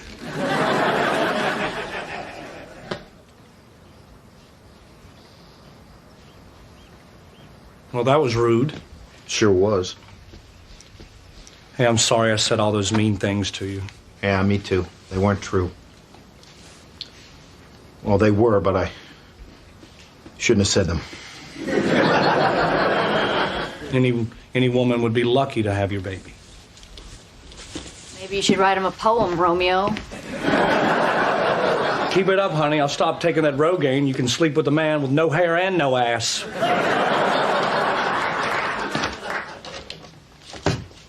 You know, those people would be lucky to have kids like ours. Of course they would. Gotta tell you, all this talk about making babies kind of put me in the mood. What do you say? Knock yourself out.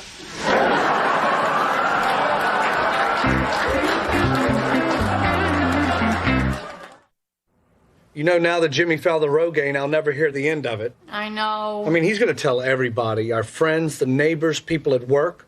I know. I'm just saying, I hope you appreciate it. I took a bullet for you so no one knows your dirty little secret. Look,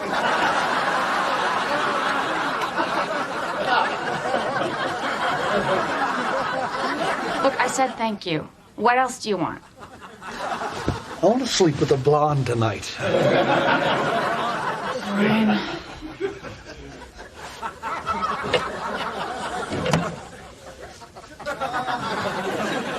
Well, hello, Farrah.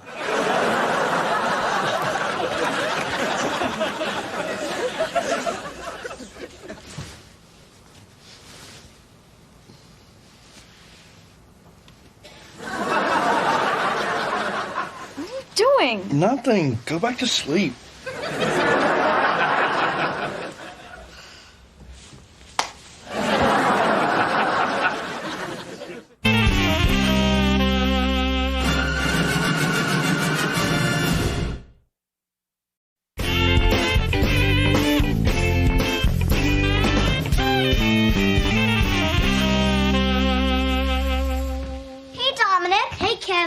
You must be our new members. Welcome to the West Los Angeles Tribe of Indian Scouts. I'm Carl Blumpkin, Kevin's father. You can call me Chief Blumpkin. Oh, I'm Jimmy. I'm Dominic's father. I guess you can call me Chief Hughes. Actually, there's only one chief. I'm the chief. See, I have most feathers. Okay, Chief. Where's your fridge? I brought a little fire water for afterwards. Oh, well, we usually don't have alcohol at the meeting. Yeah, what's the matter? You afraid you're gonna get drunk and sell me your house for $24, huh? I'll just keep it in the bag. Thanks. All right, let's start the meeting. I see everyone's put their totems on the pole. Fathers and sons make their own totem out of a potato chip tin. You can take yours home, decorate it, and bring it back to the next meeting. Great.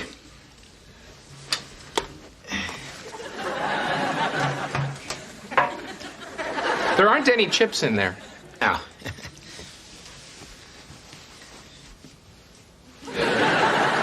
This is the talking stick. Once we are in the sacred circle, no one except the chief may speak unless they're holding the talking stick. Oh, it's a great idea, huh? Maybe I should make that rule with my wife and then burn the stick, huh?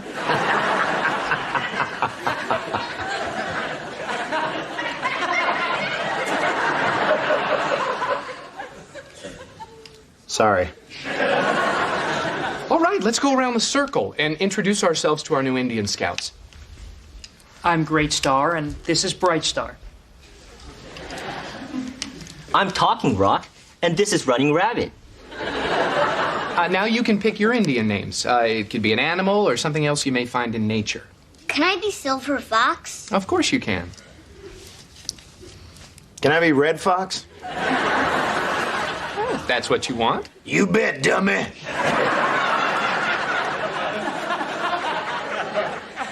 Come on, Red Fox, Sanford and Son, you know? Bum bum bana. Bum bum bana bana ba ba.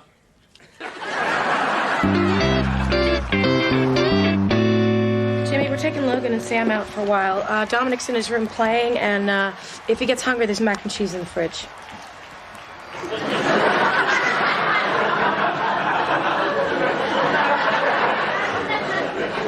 Jimmy. What? We're going out. Yeah, Dominic's in his room and there's mac and cheese in the fridge. I heard you. Well, then respond to me. Sheesh. You know, when we were little, I used to dream of being married to a rock star. Now I'd settle for an ape that knows sign language. Don't look at me. I used to dream of a husband who'd slay dragons for me. Greg won't even sneak up on a spider without a yardstick and a half a roll of toilet paper.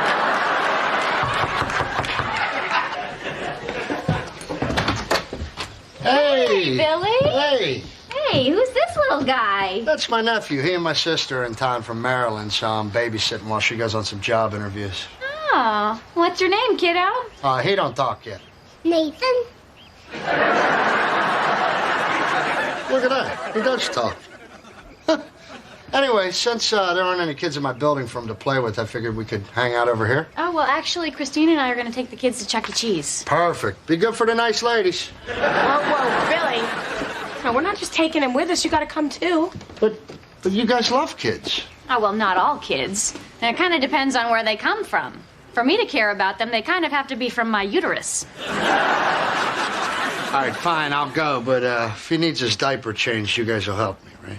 I use the potty.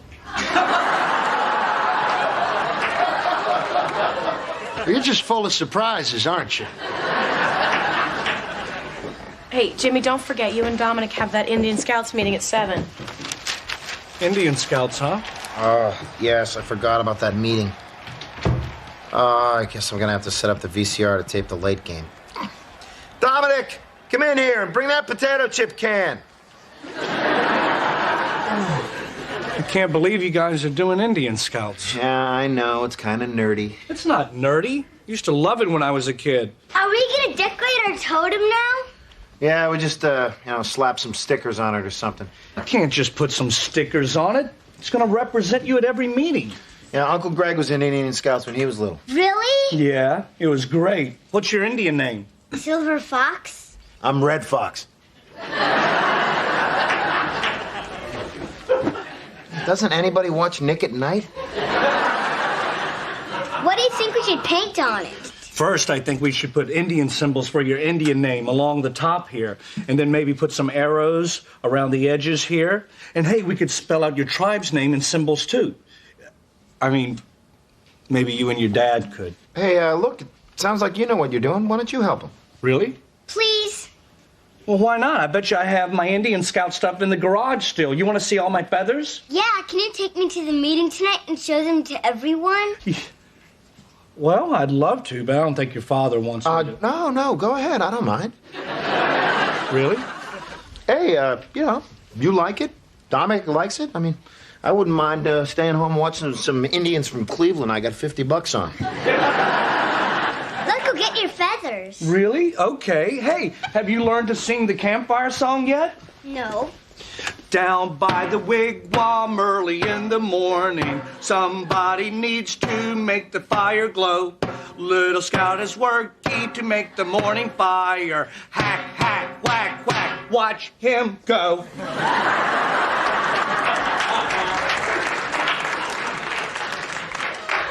Click, click, click, click, watch them go.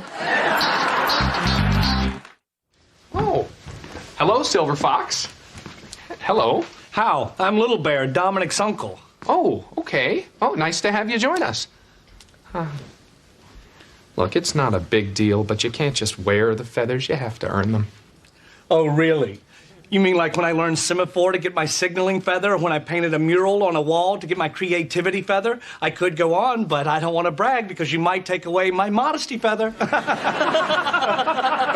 I got the green feather for having a sense of humor. He was an Indian Scout when he was little. It's an honor to have you join our tribe, Little Bear. I'm Talking Rock, and this is Great Star. Hi, how are ya? Hi, how are ya? He knows all the songs and can teach us a bunch of really cool games to play. Cool. Hey, since Little Bear has the most feathers, does that make him the new chief? Yes, I suppose it does. Well, I don't want to... No, that's the rules. You're the new chief.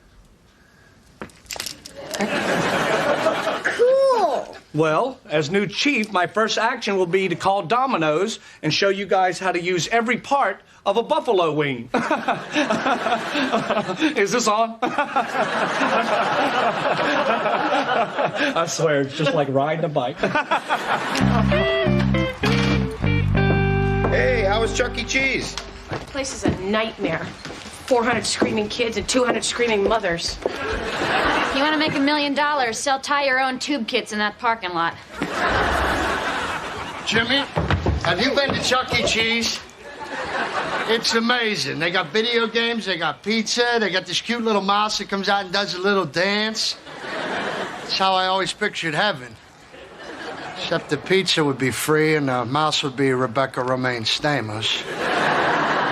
Oh, you liked it, Billy, huh? Oh, I loved it. Hey, you guys want to take the kids there again tomorrow? Sure. How about you meet us on the corner of Kiss My Ass Avenue in no freaking way? Come on, it won't be that bad. I mean, you can walk around the mall while I watch the kids. I want to make sure I understand what you're saying. You're willing to take all 3 children to Chuck E. Cheese while Christine and I walk around the mall by ourselves? I just think it'd be more fun for Nathan if you... Quick, Kim, grab his ass. Maybe you'll take him to Disneyland. All right, well, I guess I'll see you guys tomorrow. Come on, Nathan, let's go home, have dinner. We'll have some more pizza. It's just like Chuck E. Cheese, except in my place, the mice don't dance. Not unless you flick matches at them. Good night.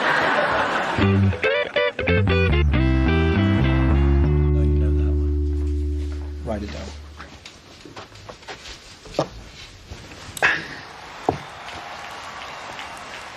Is that right? That's perfect. I told you it wasn't that hard. You guys working on some Indian Scout stuff? No, just some homework he had. Why don't you try to finish the rest by yourself? Okay. Buddies for life, Chief? Buddies for life, Silver Fox. What's that mean, buddies for life? Oh, it's the Indian Scout slogan. Oh. Look, you don't need to help him with his homework. I can do that. I don't mind. Besides, it's math. It's first grade math, Greg. I can do first grade math. It's not fractions, right? Look, Jimmy, it's no big deal. His teacher said he was falling behind in subtraction. I just taught him a few tricks. Wait a minute, when did you talk to his teacher? This morning. He asked me to drive him to school. You drove him to school? Yeah, he wanted to talk about what we were bringing to the big camp out this weekend. Well, I'm glad, but listen, I can drive him to school, okay? So if he asks you again, just tell me. I'll take him. I really don't mind. But I do, okay? Because I'm his father. And if he's having trouble at school, Mrs. Glenn should have called me. His teacher's name is Phipps. Okay, whatever. All right, Mrs. Phipps. Miss Phipps. Miss Tyra Phipps. Okay, look, just don't drive him to school anymore, okay? Fine. Look, I don't know why you're getting mad at me. I would have never driven him to school in the first place if you were the one taking him to Indian Scouts. Oh, so what? That makes me a bad father? Okay? He said he wanted you to go, so I said you could go. He only wanted me to go because he knew you didn't want to. Look, just because I don't want to go to the stupid Indian Scouts thing didn't mean I want you doing everything else with Dominic. Well, that's why we do everything else, Jimmy. Indian Scouts give us something in common. That's the purpose. What do you think, we just like dressing up as Indians? Yeah. Well, it is fun, but that's not the purpose. Okay, look, fine. You know what? I'll take him from now on, okay? Fine. I think you should. Uncle Greg, can you show me how to work a compass so I can get my first feather? I can't right now. I'm kind of busy. Sorry, buddy. Okay, we'll do it later. Look, Dominic, Uncle Greg's not going to go to the camp out with you this weekend. I am. Why? Because I'm your father, okay? And Indian Scouts is something that, you know, fathers and sons are supposed to do together. And look, I'm sorry that I haven't been going with you, but I really want to. So what do you say? Buddies for life? No, thanks. I want Uncle Greg to go. What? Uncle Greg knows all the cool stuff. He's gonna help me get my first feather this weekend. No, he's not. I'm going to help you get your first feather this weekend. But you don't know how to do anything. I want Uncle Greg to go. He's the chief. Yeah, but I'm your father, okay? And like I just said, Indian Scouts is something that fathers and sons are supposed to do together. You don't even know any of the songs. Of course I do. I know that song that you guys were singing the other day. Out in the wigwams, early in the morning. Scooping up the field mice, bopping them on the head.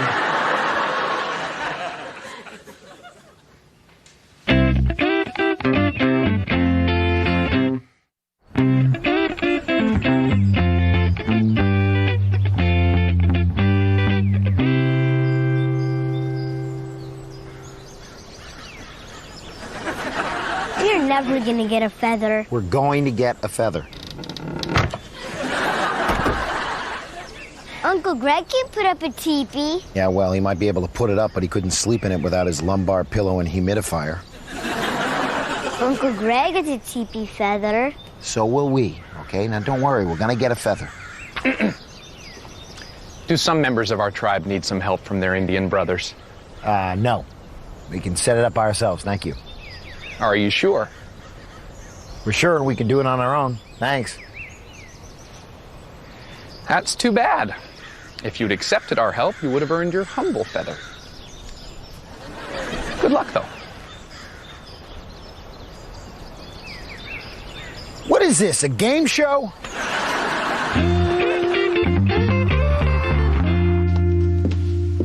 Hey, who's ready to go to Chuck E. Cheese? Who's ready to see a movie and get a manicure while Billy watches the kids? Me! Coming. Hey. Hey. Where's Nathan? Oh, he's gone. What do you mean he's gone?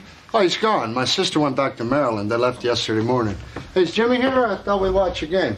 No, he took Dominic on a camp out. Okay, take it easy. Wait. What about Chuck E. Cheese? You were gonna take the kids. Well, yeah, when Nathan was gone, I mean, he has family.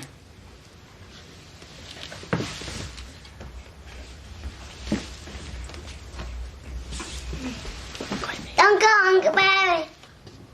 What? Oh. I think he called you Uncle Billy. He did. I heard it. Look, I mean, the kids love you, and, you know, they think of you as family. So, what do you say, Uncle Billy? Oh, you two kids. Look how cute you are. Call me when you're old enough to go to Hooters. All right, everyone. I've hidden the ceremonial beads. Fill your wampum pouches with as many beads as you can find. The one who finds the most beads will earn their explorer feather. All right, go! All right, come on, Dominic. We gotta win this. Unless there's a hot dog eating feather, this is probably our best shot.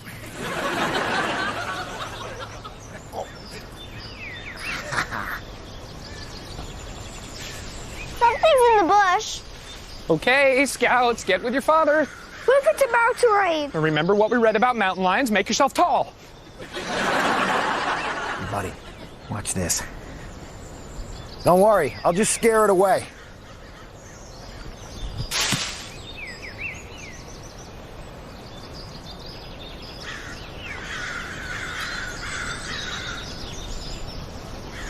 Relax, it's just a rabbit. Cool, a bunny rabbit. Can we see it? Actually, you might not want to. Ah! He killed a bunny! I was just trying to scare it. You said it was a mountain lion.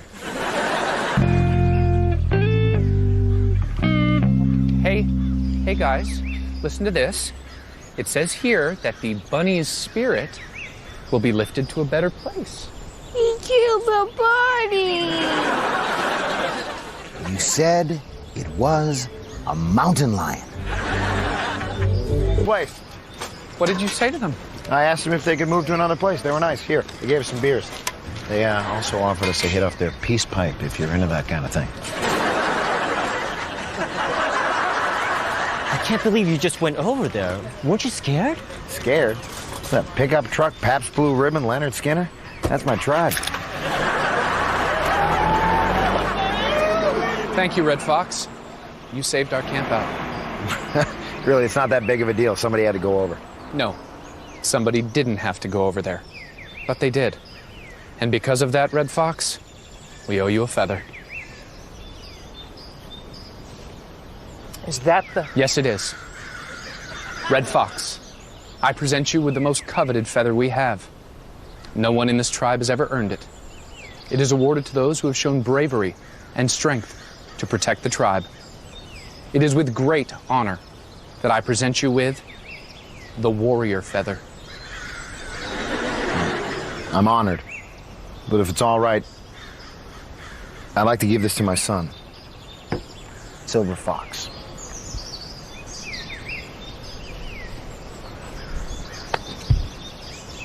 Thanks, Dad. That's beautiful.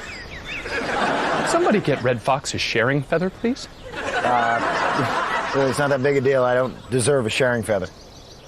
Get him a modesty feather while you're at it.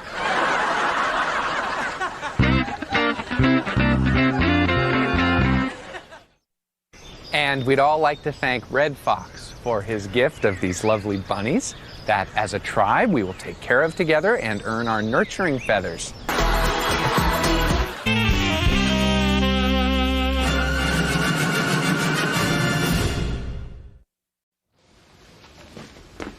Man, you've been studying for a while. Yeah, I got finals in a few days. Oh, I remember finals. You remember any of the answers? I remember studying in the library. There was one professor who took a particular interest in me. He would stand behind my chair and help me study. He was probably just trying to look down your shirt. For your information, he had a bad back. He had to lean over. And some days it was so bad, he would lie on the floor.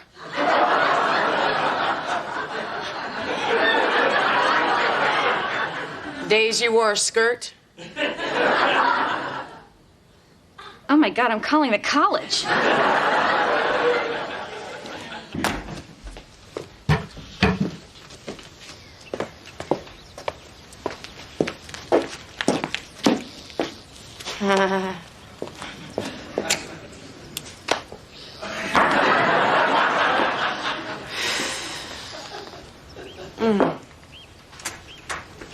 Hey!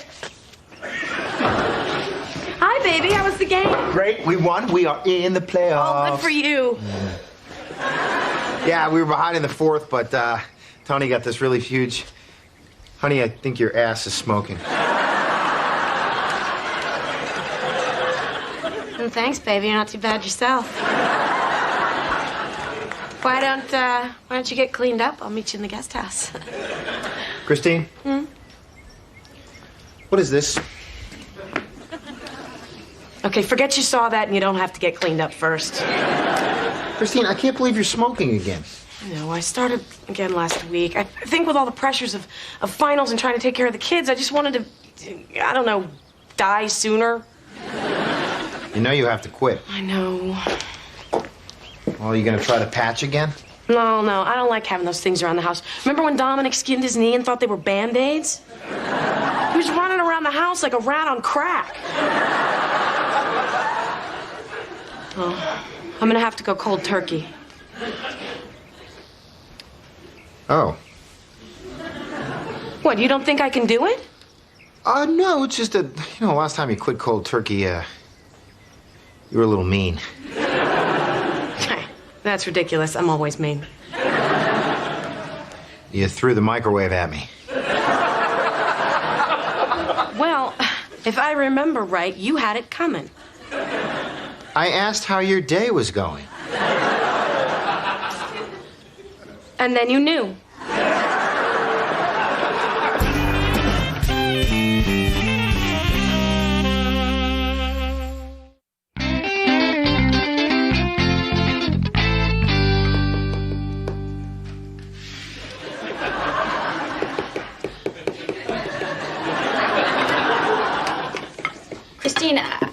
I know you're trying to quit smoking, but is it really good for you to be chewing all that gum? What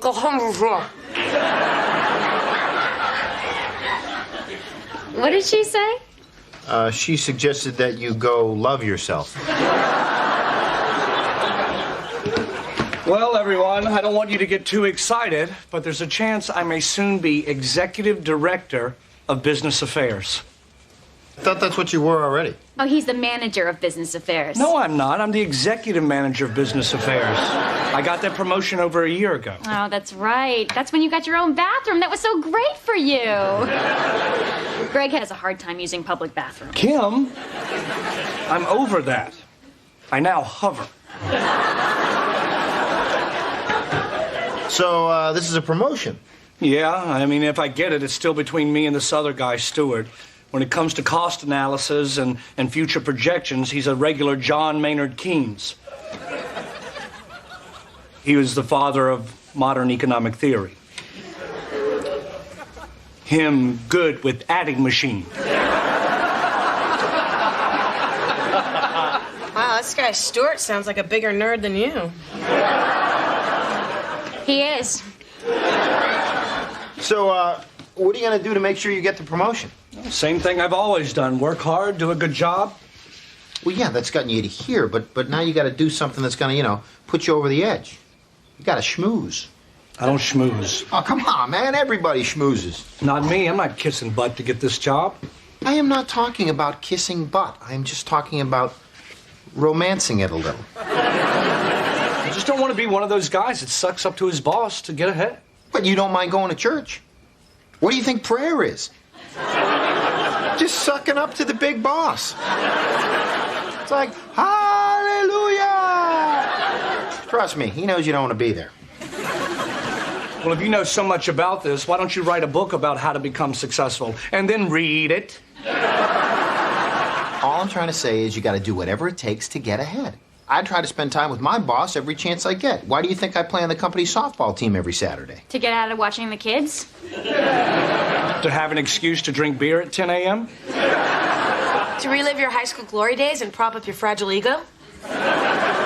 Sometimes, maybe, and put that big wad of gum back in your mouth.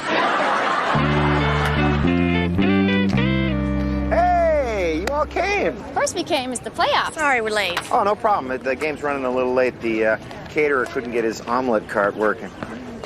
I love Hollywood. Greg insisted on parking all the way out past the outfield fence. Yeah, well, last time I was at one of these games, some moron broke my windshield with a foul ball. I had to go to his house like 20 times to demand that he pay for it. Greg, he was 12. He paid you back as soon as he got his bar mitzvah money. Okay, baby, have a good game. Remember, we're going to be in the stands rooting for you, all right? So, who are all these guys? Oh, they're from all over the studio. We got a couple of the other security guards. We got some cameramen. We got some executives. Executives? How come no one asked me to play? Greg, do I really have to toss a ball in your direction and watch you scurry out of the way, or can we not have this conversation?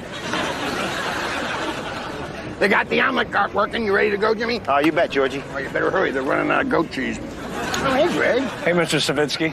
Coming out to support the team? Yes, sir. Good boy. Go get some eggs if you want. My God, Jimmy, that's my boss. What, Georgie's your boss? He's everyone's boss. He runs the whole studio. Yeah, well, go on. Here's your chance. Go lay a little lip on him. I don't work like that, Jimmy. Oh, come on. It's not that hard. Watch. Hey, Phil! That's my boss. Looking good, man. Hey, you lose a couple LBs? Yeah, man. Looking trim. Seriously. Hey, I saw your wife in the stands. Oh, my God, she is hot. You must be great in the sack to get with a girl like that, huh? See? That is how you conduct business.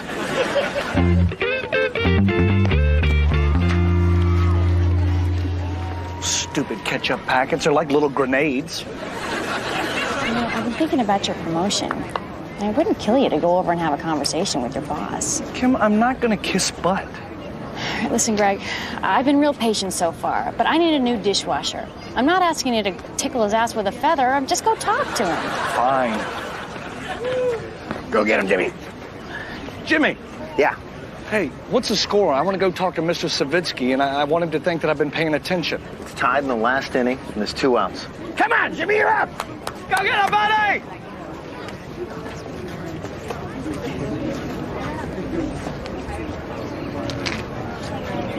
God, get ahead!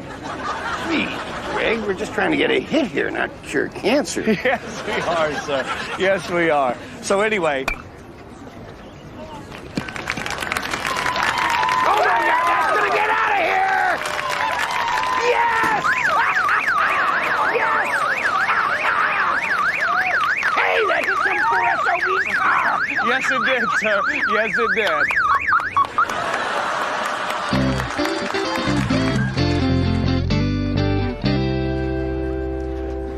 Amazing.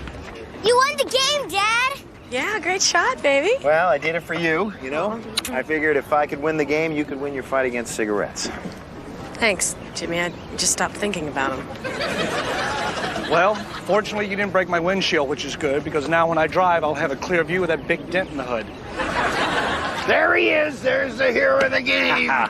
Thanks, Georgie. This is my wife, Christine. That's her sister, Kim. And, of course, you know my brother-in-law, Greg. Well, I didn't know Greg was your brother-in-law. Oh, yeah, he helped me get the job at the studio. I live at his house, too. Wow, what are you, his sugar daddy? Well, we do feed him a lot of sugar. Well, feed him whatever it takes to keep hitting home runs. Ah, nice meeting you, ladies. And Jimmy, great game. I love this guy. Georgie, I'll see you at work, Greg. Okay. Take it easy. Okay, well, I'll take it wherever I can get it, sir. That's just a saying, because I only get it from my wife, and sometimes not even there. If you know what I mean, sir. There goes my dishwasher.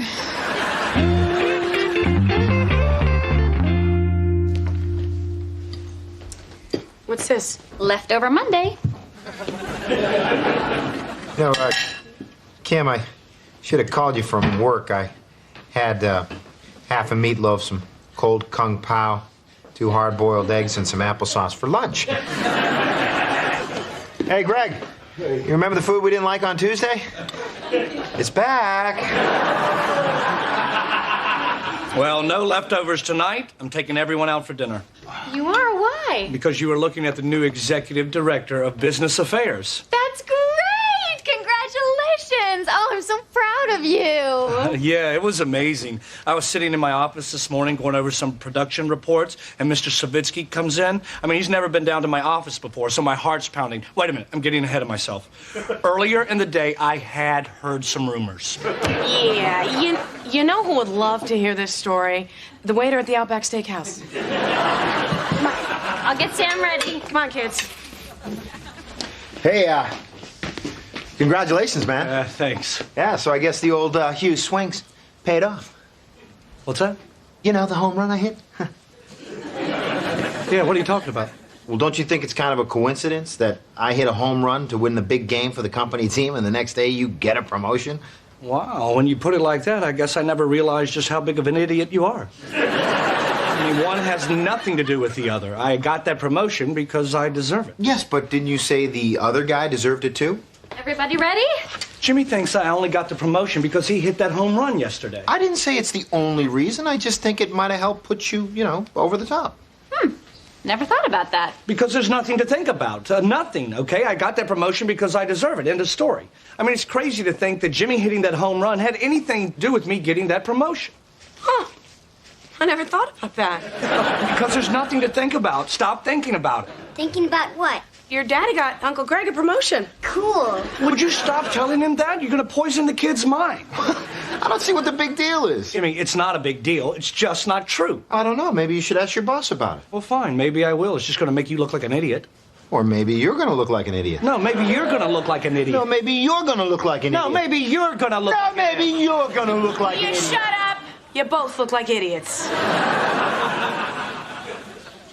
You hear that? She said you look like an idiot. No, she said you look like an idiot.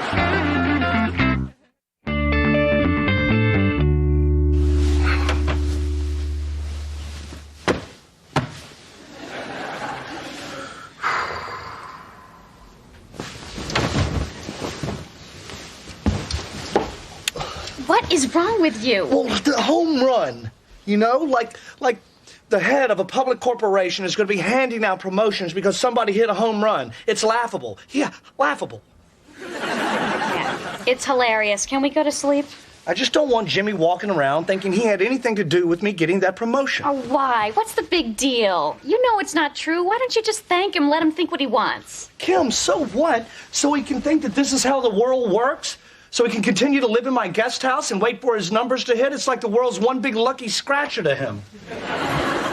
I don't want him thinking that I need his dumb luck. What do you care what he thinks? You own a big house, have a great job, and share your bed every night with, if I may say so, a bit of a hottie. You've got it good. That's because I've worked hard. It's not because I'm lucky. Well, about the house and the job, maybe. What are you saying? That in certain areas, you've had your share of luck. What are you talking about? What areas? Greg, when I first met you, you were on your way to Glee Club wearing a T-shirt that looked like a tuxedo. If I hadn't needed a ride across campus that day, God knows who you would have ended up with. No, I think I would have been just fine. If you remember correctly, there was a bit of a competition for me. From whom? Terry. She was with me when I gave you that ride. She loved me. You totally stole me away from her. That was a girl? Yes, and a very attractive one. She was just dressed down that day. Wait a second. Wasn't she chewing tobacco? She was from the South. So I've succeeded in finding incidental cuts in the budget that hold down costs without sacrificing anything in key areas. In fact, if you wanted to give me a nickname, you could call me the Strangler. Because I'm able to strangle every dime out of a production budget. Anyway, that's my report. Well, thank you, Mr. Warner. And if it's all right, I think we'll just stick to calling you Greg.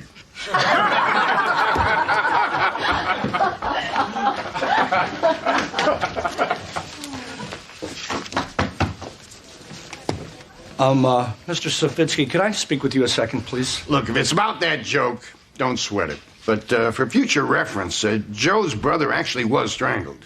But you had no way of knowing. Well, actually, I just wanted to say thanks again for the promotion. No problem. You deserved it, kid. Yeah, that's what I wanted to talk about. Mr. Savitsky, did I get this promotion because I'm a hard worker or you know, was it something else aside from work? You know, something more personal? Are you coming on to me? Oh,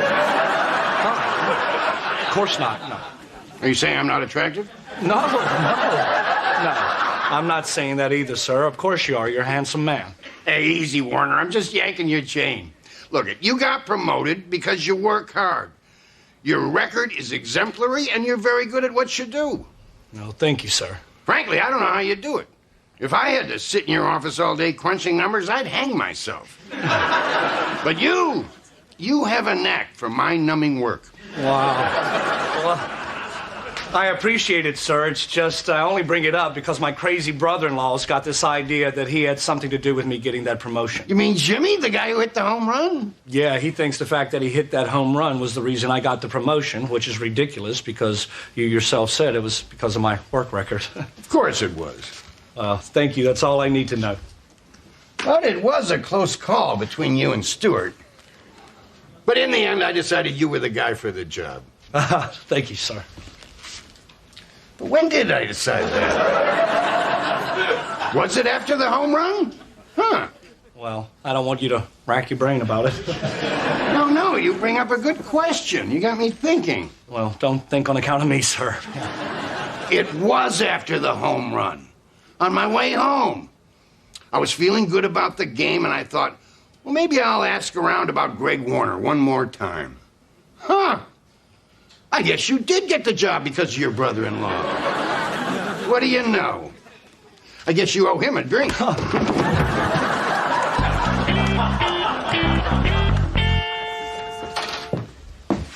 Hey. Hey. I did it. Passed my finals. 2 A's and a B. Congratulations, honey. That's unbelievable. Thank you. Oh, I'm so proud of you. Thanks. And you're still not smoking? No, I haven't had a craving in days. Man, it's so good not to have to depend on something to make you feel better, you know? Man, I could use a drink. Oh, hello. Hey, how was your first day at your new job? Good. So? What? Did you talk to your boss or not? What about? Your promotion. Did you ask him why you got the promotion? Yes. And? Well, what do you think he said, Jimmy? He said he gave it to me because of my hard work and qualifications. Oh. Okay, well, then I owe you an apology. No, that's not necessary. Let's just forget about this whole thing. Christine's gonna be mad at me. Why? Well, after you and I were arguing the other night, she started yelling at me for trying to take credit for you getting the promotion. She told me to just, say congratulations. She's like, what difference does it make what he thinks? The point is, you got the promotion. Well, Christine's right. You got a smart woman there. She's a keeper. I guess it just felt good being you for a change. What? Being the one who helps, not the one who gets the help all the time. You've been so good to me and my family. You've given us money, given us a place to live. I guess the thought of actually being able to help you out for a change, it just, it meant so much to me. I just kind of lost my head. I'm sorry. Hey, listen. We all make mistakes. I forgive you. I talked to your boss. Come again? I talked to your boss, you evil little weasel. I know the entire reason you got the promotion is because of my home run. What is wrong with you? You went to Savitsky's office? No, he came to my office. Nobody leaves that lot without me raising that little gate. All right, so now you know. Why would you lie? Because I didn't want to owe you anything. What? You owe me. I don't owe you. I mean, that's the way this whole thing works. You live in my house. You eat my food. I don't want you to think with one crack of the bat that the score is even. Or, God forbid, I owe you. Greg, you're the only one keeping score. I never once thought about how you'd owe me for doing this. I was just happy to be able to help you out. That's what matters most. Not the credit. You're right. I'm glad we had this little talk.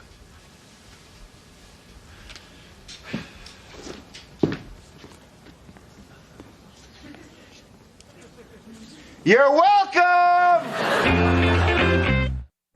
So that's our snapshot of the quarterly projections, and I hope you noticed the costs were almost 6% below last year. So if you're still looking to give me a nickname, you might want to call me the Penny Squeezer.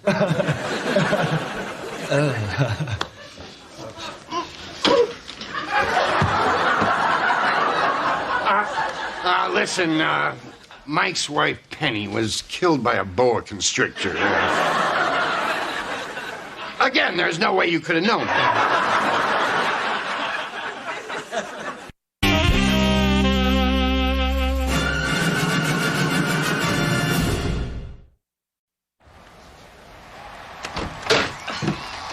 Hey, honey, how was school? Oh, feet are killing me from walking all over campus. I offered a guy in a wheelchair a lap dance just to give me a ride to the car. Come over, sit here by me, and I'll make you feel better. Oh, nice. Ooh, what the hell are you doing? Come on, Jimmy, just give him a little rub. No, Christine, you know how I am with feet. It's like they get sweaty, and then stuff gets stuck between the toes. And see what you did? Fine. Fine. You know what? Next time you want me to do something I'm not in the mood to do, I'm not going to do it. You don't rub Kim's feet, do you? Oh, yeah. When we were dating, I used to massage your feet for hours. Really? Because I've never seen you do it. Well, we're married now. I mean, you don't see me writing love poems or getting out of the shower to pee either.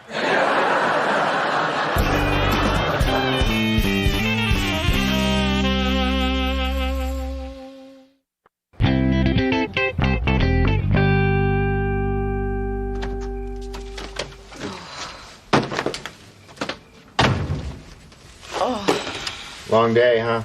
Oh, there you are. Couldn't wait to get home and wrap my arms around you. Oh. Hi, I love you. I bet your feet are killing you. Hey, don't tease me, all right? Now, look, I felt bad about yesterday, so I have something for you. Take a look at this. What is that? That is the Podaya Pool 8000. 32 jets that deliver tingling microbubble aeration. It's like having thousands of little fingers massage your feet. And the best part is none of them are mine. Jimmy, I'm not using that, okay? It's for old ladies. Oh, come on, Christine. Look at the woman on the box. She seems to be enjoying it. Jimmy, she's 90. She's just happy that her feet are wet on purpose. Come on, will you just give it a try? What's the worst that could happen? Well, let's see. There's water. There's electricity. So, that would be, death. Christine, they wouldn't sell something that wasn't absolutely safe. Said the man who drove me around while I was pregnant in a Pinto. Hey, that was a good car. And besides, if it wasn't for that back seat that folded down, you wouldn't have been pregnant in the first place, all right? Try it. Fine.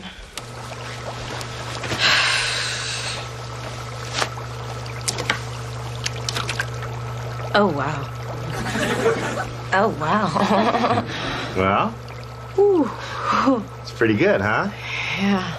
See, this is what a marriage is all about. It's like you have a need, and I find a way to take care of it. Yep. And sometimes I don't think you give me enough credit. It's like, there you were, just ready to, Jimmy, like, if tee you off. don't stop talking, you're going to ruin this for me. It's like we're in that back seat of that Pinto again. Don't forget to put down the TV in the bedroom and that new laptop computer you got. Hey, what are you guys doing? Making an inventory list of all the valuables we have in the house. Hey, I told you before, I'm no thief. But if something's missing, you might want to check Christine's closet. We're switching our homeowner's insurance. Ah. Hey, so, how's this whole homeowner's insurance work anyway? Well, it's really very simple. First, you go out and buy a house. You know what? Why don't you go do that, and then I'll explain the rest to you. They want to see an appraisal of my engagement ring. Well, it's probably out with all that paperwork in the garage. Well, you want to go get it? No, you can go get it. You don't mind if I see how much you paid for my engagement ring? Kim, what are you going to leave me if I didn't spend enough? We've been married 6 years. We have a child together. You need my help to reach anything above the bottom shelf. Okay, but if you didn't spend enough, I'm buying a step stool and throwing you out on your ass. Oh, my God, I can't believe this just fell into my lap. What? Well, she's going to finally see how much that ring cost. It's about time I got credit for how much I spent. I didn't have to spend a lot of money on Christine's ring. Why is that? Well, they say you're supposed to spend 2 months' salary. Lucky for me, I wasn't working at the time.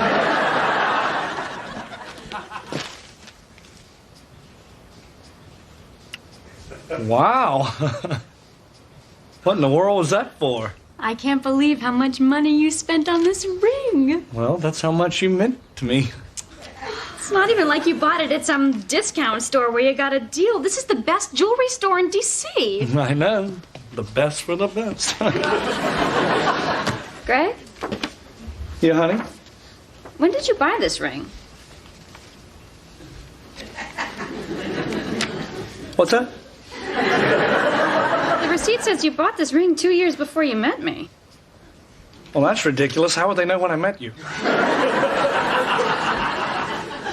Greg, what's going on? Okay, so I bought you a very, very expensive ring before I met you. I mean, big whoop.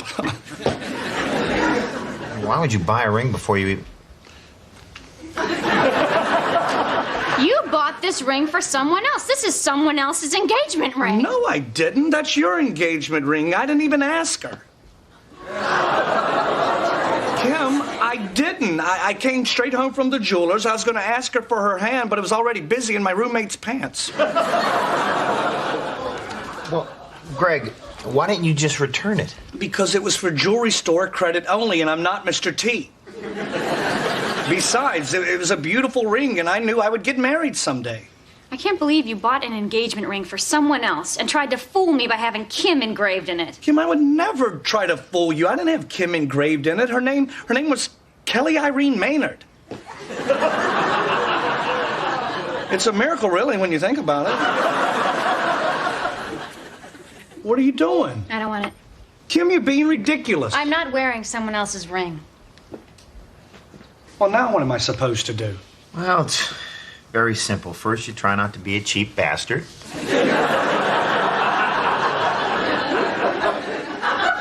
You know what? Why don't you go do that, then I'll explain the rest to you.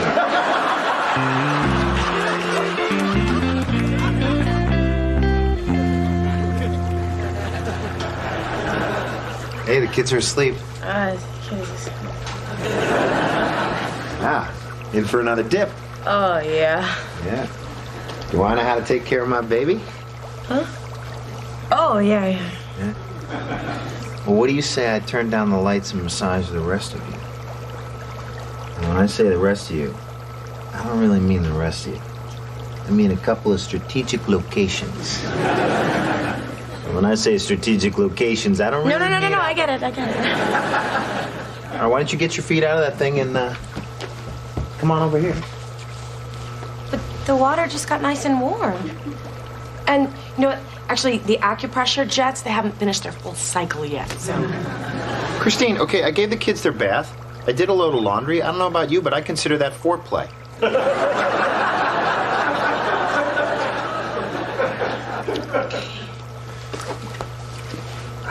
Hello. Hi.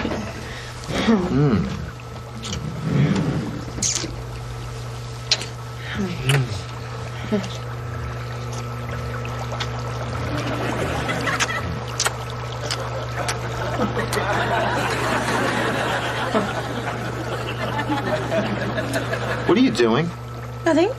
You were looking at the foot bath. No, I wasn't. You were too. Well, it's only because my feet still hurt. Fine. I'll do it. Do what? I'll touch them. I'll touch your feet. Really? Yes, give them to me. I'll give them a rub. I'm not gonna let some machine come in here and steal my woman. Again.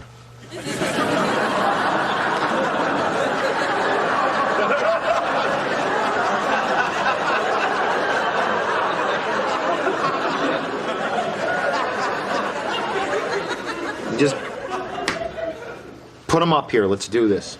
Okay.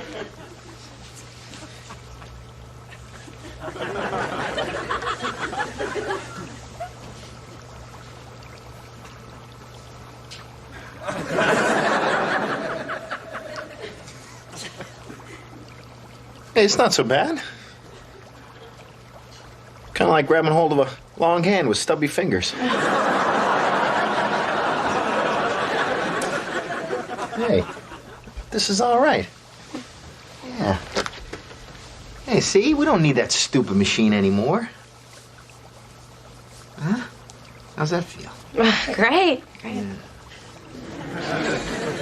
Who's your foot daddy now?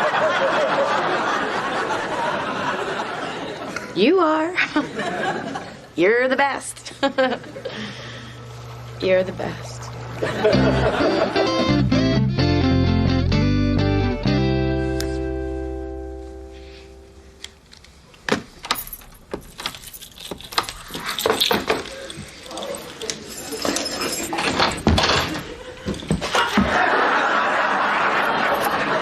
What are you doing? You didn't even give me time to answer. Shut up. You can't just spring this kind of thing on a girl. I need time to think about it. Shut up. Okay, I do. Now listen, that's all you're getting until our wedding night. I don't know what you've heard about me, but I'm a good girl.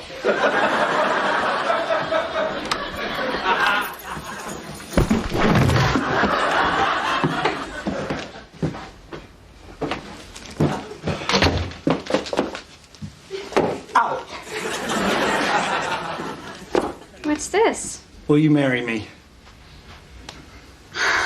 What did you do? I'm making up for a mistake I made long time ago.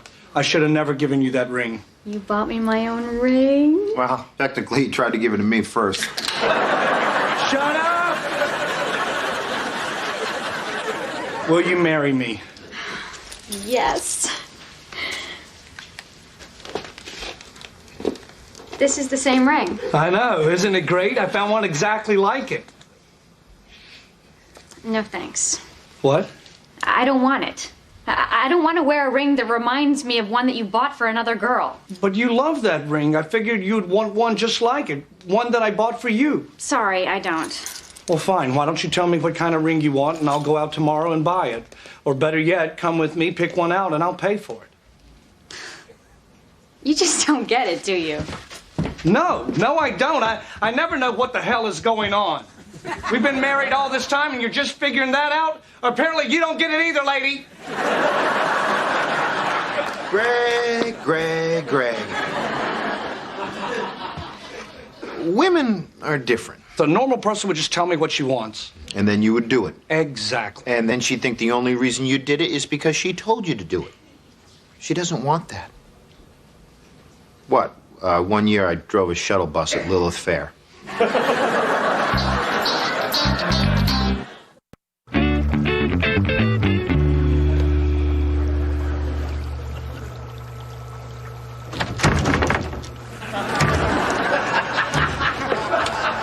Hey, Christine, are you in there?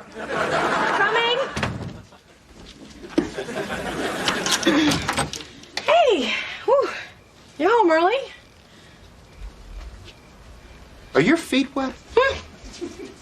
No, they're just, you know what, they're really sweaty today. Weird. What?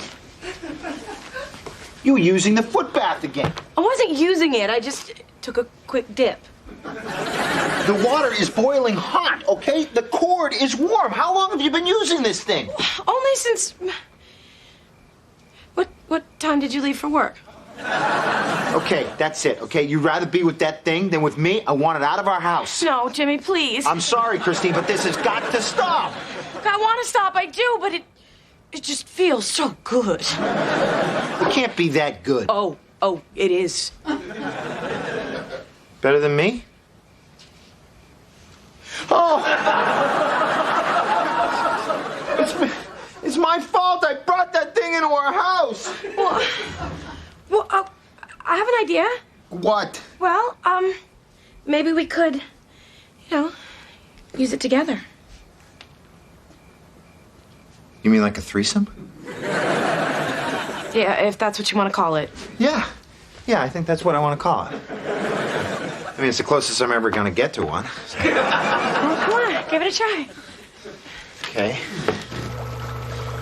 And I feel a little weird about this. I mean, it's like we're bringing an appliance into our relationship. I mean, what exactly does that mean? I mean, it just seems kind of creepy and strange and everything. Oh. Oh, my God. I told you. Ah. Come on in. Oh, yeah.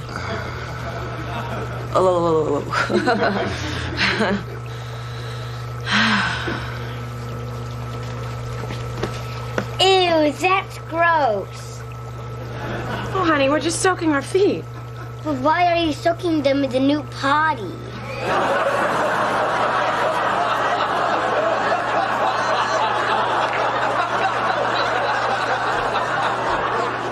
This isn't a potty. Logan thought it was.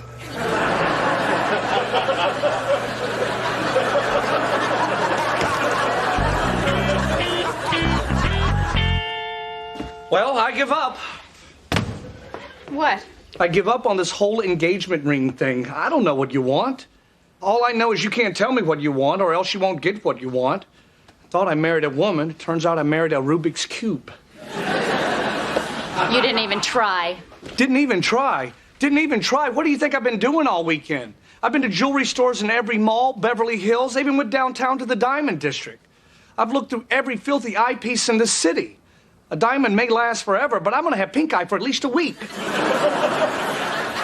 You went to all those places? Yeah, because I was I was trying to find you the perfect ring, and I found a great one, but the band was gold, and I thought you'd want platinum. Then I found one where the diamond was square, and I thought maybe you'd want it to be round. And then I found one with good color, but I thought you would care more about clarity. Kim, I'm sorry. I have no idea what you want. I already got what I want. What? I loved my old engagement ring. Not because of what it looked like, and not because of the band or the cut or the clarity. I loved it because every time I looked at it, I pictured you searching for the ring you thought would be perfect for me. This weekend, you finally did it. And that was all I wanted. Now that I have that, any ring you give me will be fine. Well, in that case, will you marry me? Greg, if I open this box and you're trying to give me the same ring for the third time, I'm going to be furious.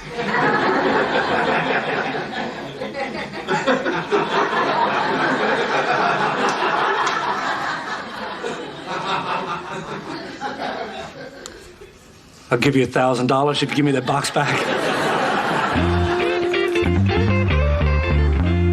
can't believe he's not back from the jewelry store yet. I thought it wasn't about the ring, Zsa Zsa. It's not. It's the thought. The thought that I'm getting a big diamond ring today. I bet it's gonna be huge. Oh, I don't care about that. I just hope the clarity's good. What do you mean? Oh, I just hope that it doesn't have any flaws. At least to the naked eye. I hope it's not some cheap diamond with a lot of black spots in it. Like this?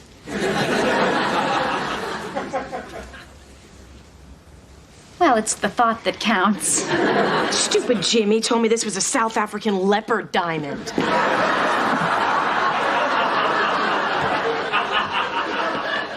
Well, hello, ladies. And who is this charming woman? She must be single. I don't see a ring on her finger. Well, you know, I've been waiting for the right opportunity to come up. And I'm waiting for my lunch to come up. Can we see the ring, please? Yes? Remember how I said I was looking for the perfect ring? Yeah. Well, it doesn't exist. And I realized if I wanted you to have the perfect ring, I would have to design it myself. You're kidding me. You designed a ring yourself? Yeah, you know, like Brad Pitt did with Jennifer Aniston. I can't believe I'm getting a ring designed especially for me. This is the sweetest thing anybody's ever... Oh! Yeah, look, it has 6 little garnets in it because January's birthstone is garnet. And you were born on the 6th. And the 2 diamonds in the middle, one's yellow and one's blue, because we met in college and that was our school colors.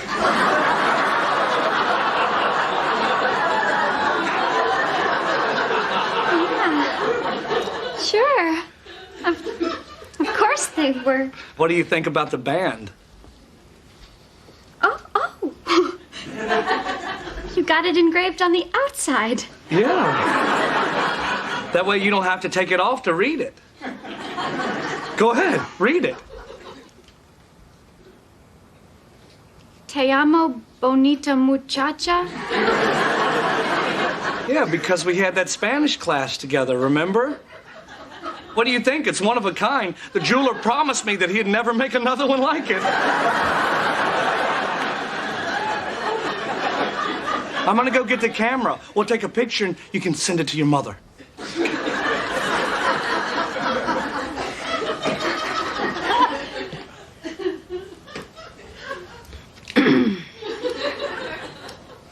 Well, at least it doesn't have any of those big, ugly black spots on it.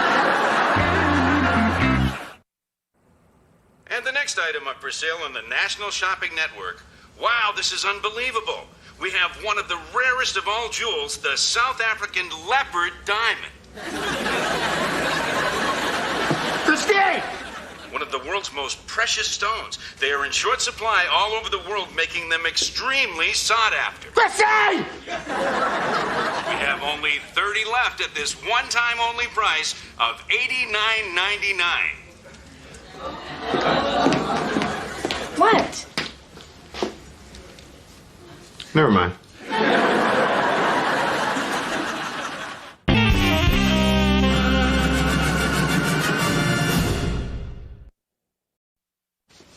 It's about time you guys got in here to take care of this.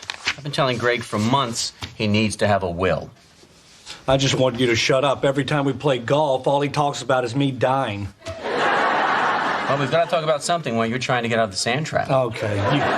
You hear that? This guy's taking more mulligans than the Irish potato famine. Okay. In the event of both of your deaths, who would you like to have custody of Sammy? That would be my sister, Christine Hughes, and her husband, Jimmy. Whoa. Stop writing, Marty. What's the matter? Well, I just think we should discuss this first. What's to discuss? Jimmy and Christine are family. Yes, that's true. But. Sammy has other family, too. Like who? My sister. Greg, your sister's not exactly a child person. Now, the last time we saw her, she kept referring to Sammy as it. Maybe you should feed it. You should keep an eye on it. Does it always smell like that? Well, fine. How about your cousin Trina? She's under house arrest. Perfect. No need for a babysitter. Greg, give me one good reason why this shouldn't be Jimmy and Christine. Look, I mean, Christine's great, but to leave a child that you have such hopes and dreams for in the hands of Jimmy, I mean... Greg, Jimmy and Christine have known Sammy since the day he was born. He's comfortable with them. He loves them. You know they're the perfect choice. Fine. We'll go with them, but they're not the perfect choice. They are the only choice. If your cousin doesn't light anything on fire in the next year, we're going to revisit this. Okay, so we're agreed on Jimmy and Christine Hughes. Yes. I just have to make sure that I don't die before Jimmy. What am I worried about? 60% of his diet ends in Ito.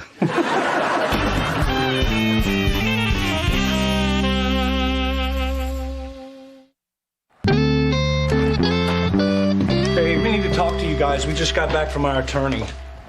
I understand. I'll start packing. Well, I'm glad you understand. Greg? Kim, he may never say those words again. We're making out our will. Oh, yeah, well, we were going to do that one day, remember? We started looking for a pen and then realized we didn't have one. And we thought about it and realized we didn't have anything. Well, it was pretty easy because we're leaving everything to Sammy. And if anything should happen to us, we were hoping that you guys would raise him. Really? Oh, yeah, of course. Hey, thanks, man. This means a lot. Hey, look, it's no big deal. And just so we're clear, we have to be dead. If we're both in an accident and we're brain dead with machines keeping us alive, just push Sammy up against the bed. We'll keep an eye on him. Well, don't worry. If anything happens to you guys, we'll raise Sammy like he was one of our own. Great.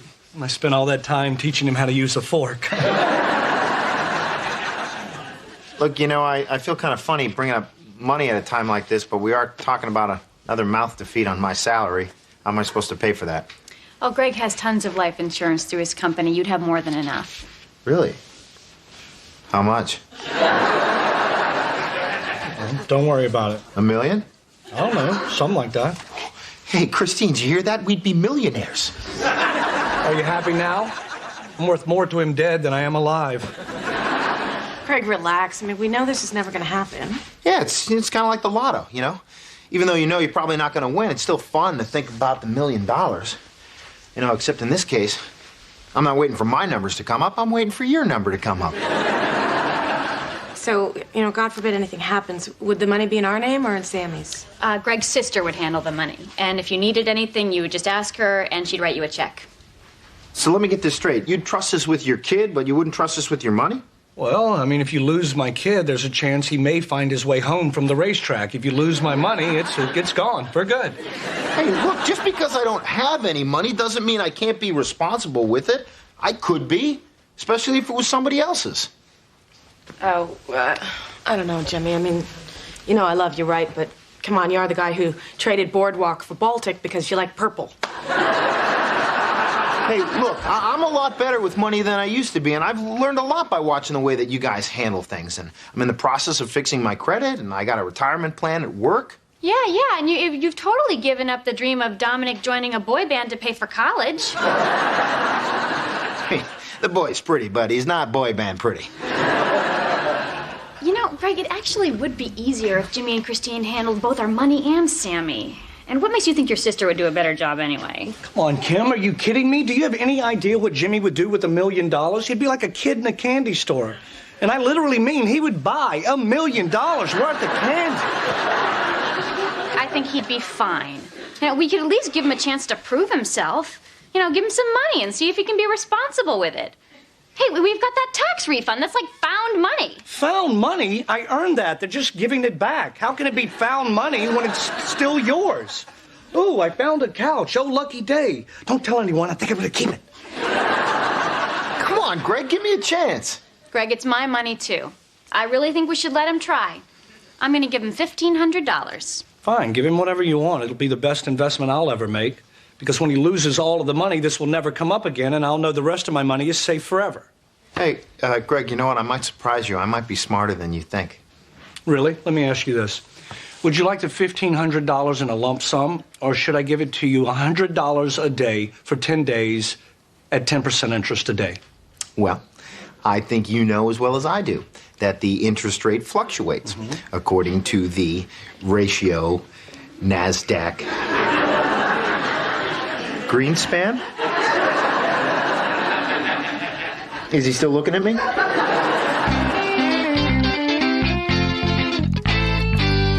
Hello. Hi, baby. Just back from the brokers. Oh, for God's sakes, Jimmy, at this point, I don't know why you just don't sell that watch. Not the pawnbroker, the stockbroker. That reminds me, I gotta pick up my banjo tomorrow. No, I took all the money that Greg gave me, and I did something smart with it. I bought some stock. Jimmy, are you sure you thought this through? I mean, the stock market is not a sure thing. Don't worry, I invested the entire thing in a very safe company, United Foods. Who? United Foods. They make some of the greatest snack cakes of all times. Bing Bangs, Yum Yum Wheels, pudding pies. I know this company, Christine.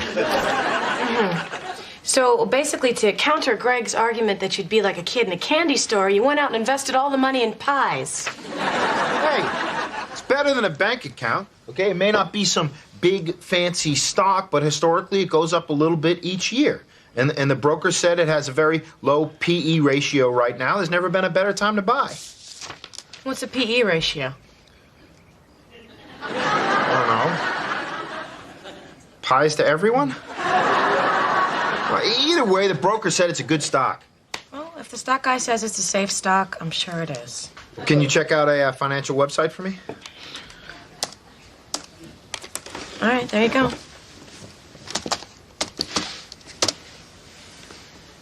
Oh, there it is. Hey, look at that. It's up a 16th already. How much is a 16th? It's roughly 6 cents. Yeah, but I own 100 shares, so it's 600 cents. So basically, someone just bought 3 Yum Yum wheels. Hey, look at that. It's up another 16th. Yeah, making money. Oh, down an 1/8. Uh-oh. Oh, wait. Back up an 1/8. Oh, good. Oh, down 3/16. Oh, come on! What are you guys doing down there? Jimmy, relax, all right? It's always going to go up and down a little. You can't just drive yourself crazy watching it. You're right. All right, I'm going to go take a walk. Down a 16th.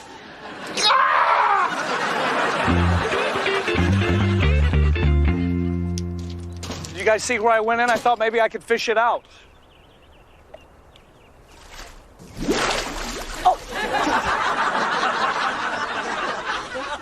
You playing a Titleist? Jimmy, what are you doing? Working. I started a business. What? Well, I put your money in the stock market, but it was driving me nuts. So I knew I could do something better with it, so I took over this golf ball retrieval business. Me and the boys.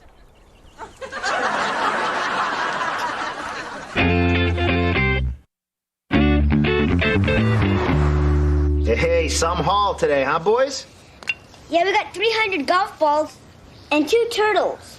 Look, the lazy, stinky one has big white eyes. Actually, I think we have 1 turtle and some digging to do later.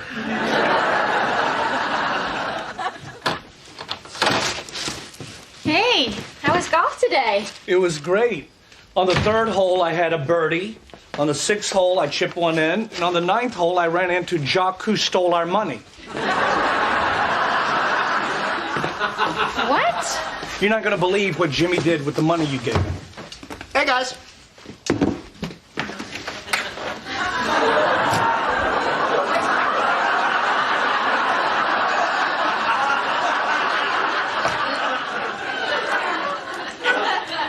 Jimmy, what are you doing?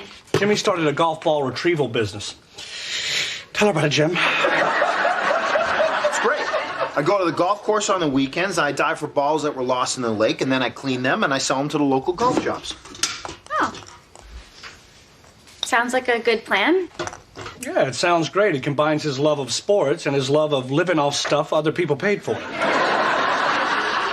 If it wasn't a legitimate business, I wouldn't have spent $1,500 on it. You spent the entire $1,500? Yeah.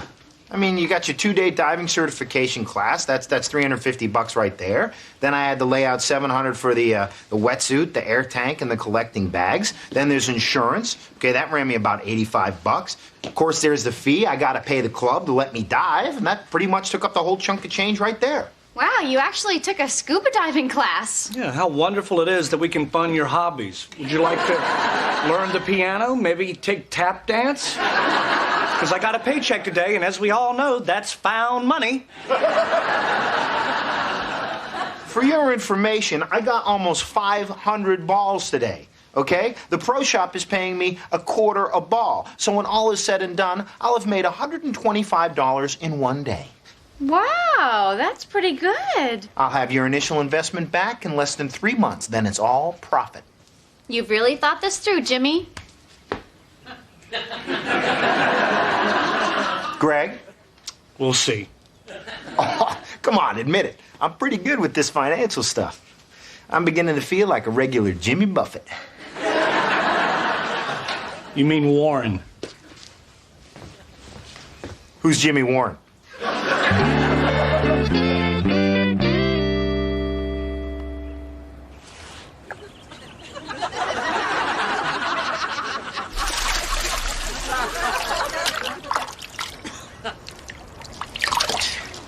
Did you find any more balls, Dad? No, but I saved a frog from a snapping turtle. They think I'm Aquaman down there. I'm tired. Can we go home yet? No, okay, we've been here all day and I only got 10 balls. We're not going home until I find at least a dozen.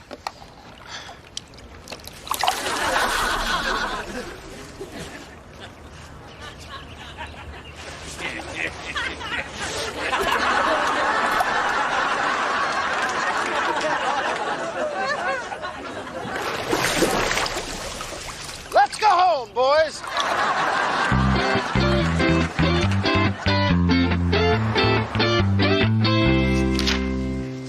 Hi, guys. Hi, Mom. Hi, Mom. Hey, honey.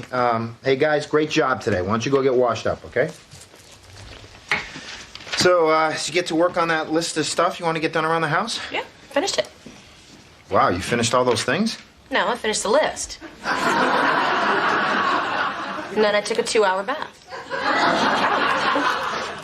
Check. Well, I'm glad you had fun. How'd you do today? Not so good. Think I'm in trouble. Why? How many balls did you get? Well, I thought I had 12, but somehow I lost 2.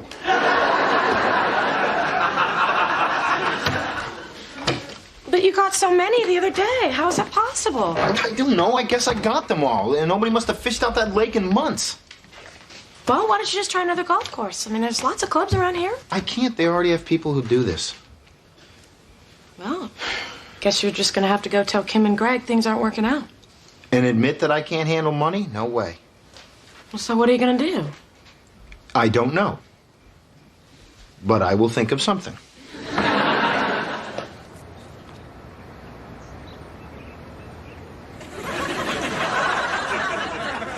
What do you got there? 7-iron. Ooh, I don't know about that. It's only 150 yards. Let me let you in on a little secret about this hole. Okay, the sign says 150 yards, but it's all downhill. And with the prevailing wind at your back, it plays a whole lot more like 135. Really? Yep. You know, if I were you, I'd go with a 9-iron. Thanks. I'm just saying. Cool.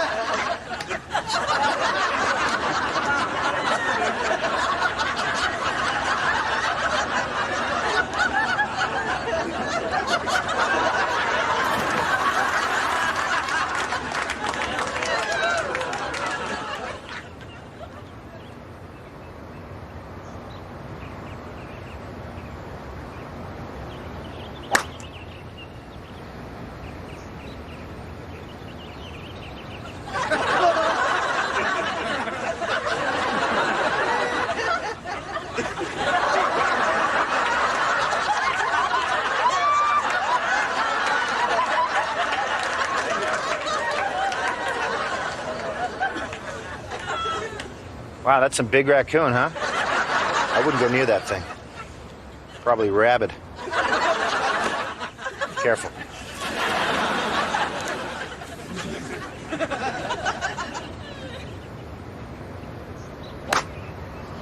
Man, come on, stay out of the water. Stay out! Yes! Thank you.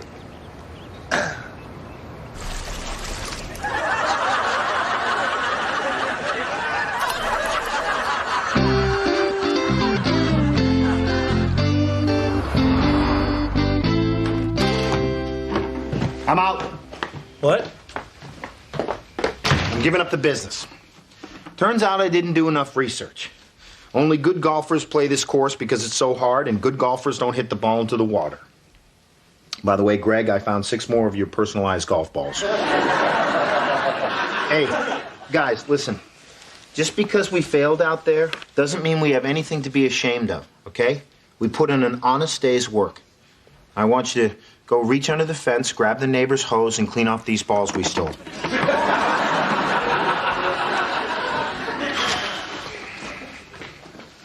Poor little guys. One day they're going to look back and realize how stupid their father is. Or more likely, they'll have my genes and be so stupid they won't even realize it. You weren't stupid, Jimmy. You just ran into some problems. At least you gave it a shot. That's what's important. Now you just pick yourself up, dust yourself off. Give it another shot? Sorry, we haven't found any more money. Well, don't worry, okay? You'll have your money back tomorrow. At least most of it. I lost a couple hundred. It turns out if you don't wear a bathing suit under your scuba gear, they're a little picky about taking it back. Well, don't worry about it. I kissed that money goodbye when I gave it to you. Look, it's not like I didn't work hard. I mean, I haven't had a day off in 2 weeks. Look, I never said you didn't work hard. I just can't figure out why you're always making the wrong decisions. I mean, diving for golf balls, really? Well, I just thought I could make some money starting my own business. Well, starting your own business isn't a bad idea. It's just, why does your mind immediately go to the worst possibility? Look, it wasn't like the golf ball business was my first idea. Oh, really? There were other ideas? Yeah. Let me guess. Frisbee retrieval. That way you can just hang out on people's roofs or up in trees or maybe just chase a dog. I thought about getting some guys together from work and starting my own private security firm. Well, you know, at least that was something you knew about. I mean, it's got low overhead. That might have worked. Why didn't you try that? Because I couldn't do that with Dominic and Logan. What? I know. You shouldn't think about these kind of things when you're starting a business. It's just that I work so much during the week that I never get to see them that much, and weekends are the only time we get to hang out. So, basically, you were pretty sure that you could make more money doing something else But you decided on this whole golf ball thing instead? I know. It's stupid. Well, at least you guys know I can't be trusted with your money. Jimmy, I always knew you couldn't be trusted with my money. But now I know you could be trusted with my son. What? Look, man, even though I agreed to it, I was never comfortable with leaving Sammy with you guys. But with this business stuff, the first thing you thought about wasn't money. You know, it was family. And now I know that if anything should ever happen to me, that my boy will be in good hands. Thanks, man. Really, thanks. Listen, Greg, Christine and I were talking, and we'd like you to take care of Dominic and Logan.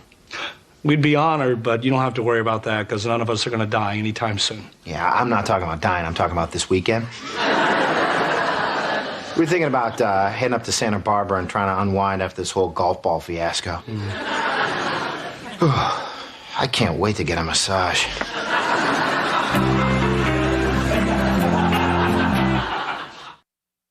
Hey, how much are the Jawbreakers? 15 cents. Hey, why don't you give me like 100,000 of those? Okay.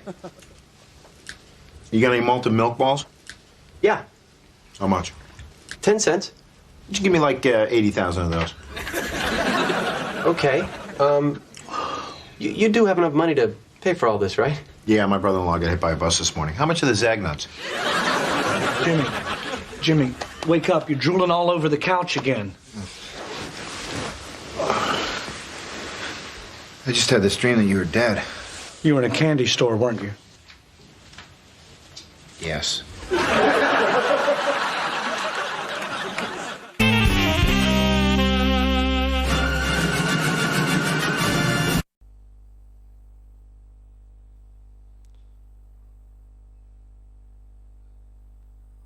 Pretty sure how do not understand.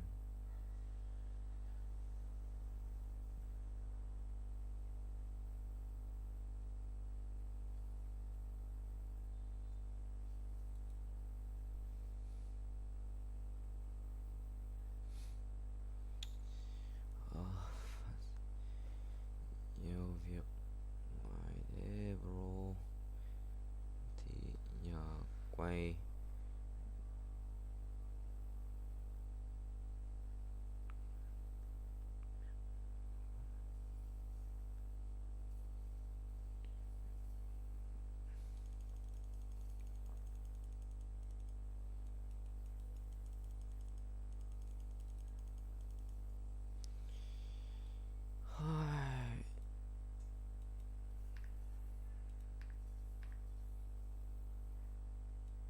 một vàng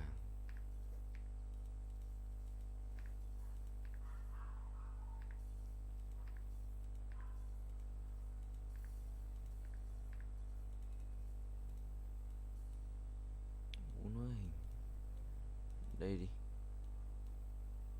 để đi anh Quang sang tận nhà quay cho nhé.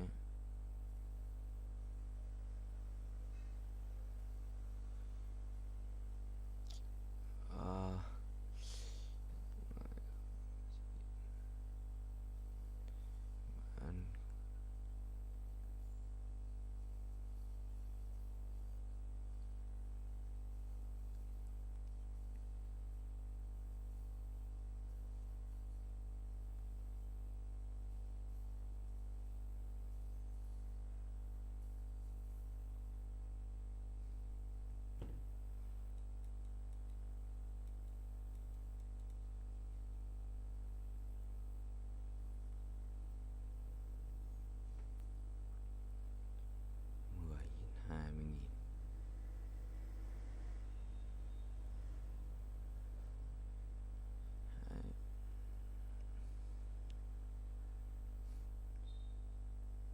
tiếng quay vít.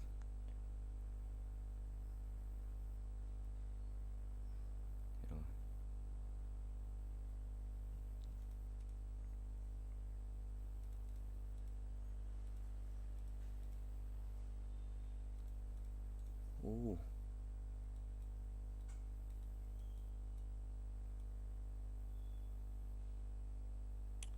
chú ạ. Ây da. Ây da. Thế đi, cứ thế đi. Tạm thời thế này đi ha. That's hard, bro.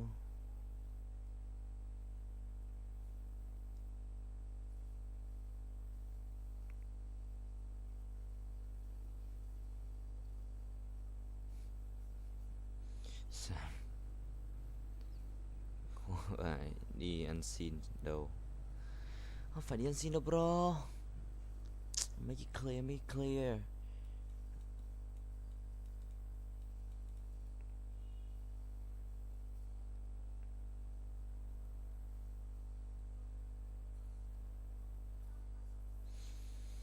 Hmm.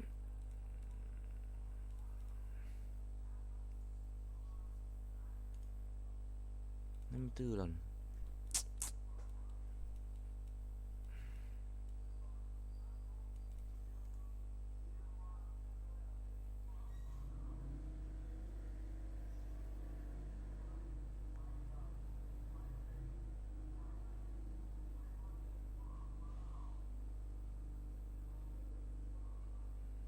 Ok.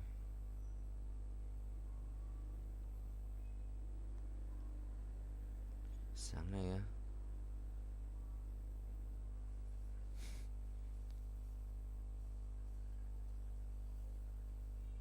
đừng quay 10 phút chơi game đúng không?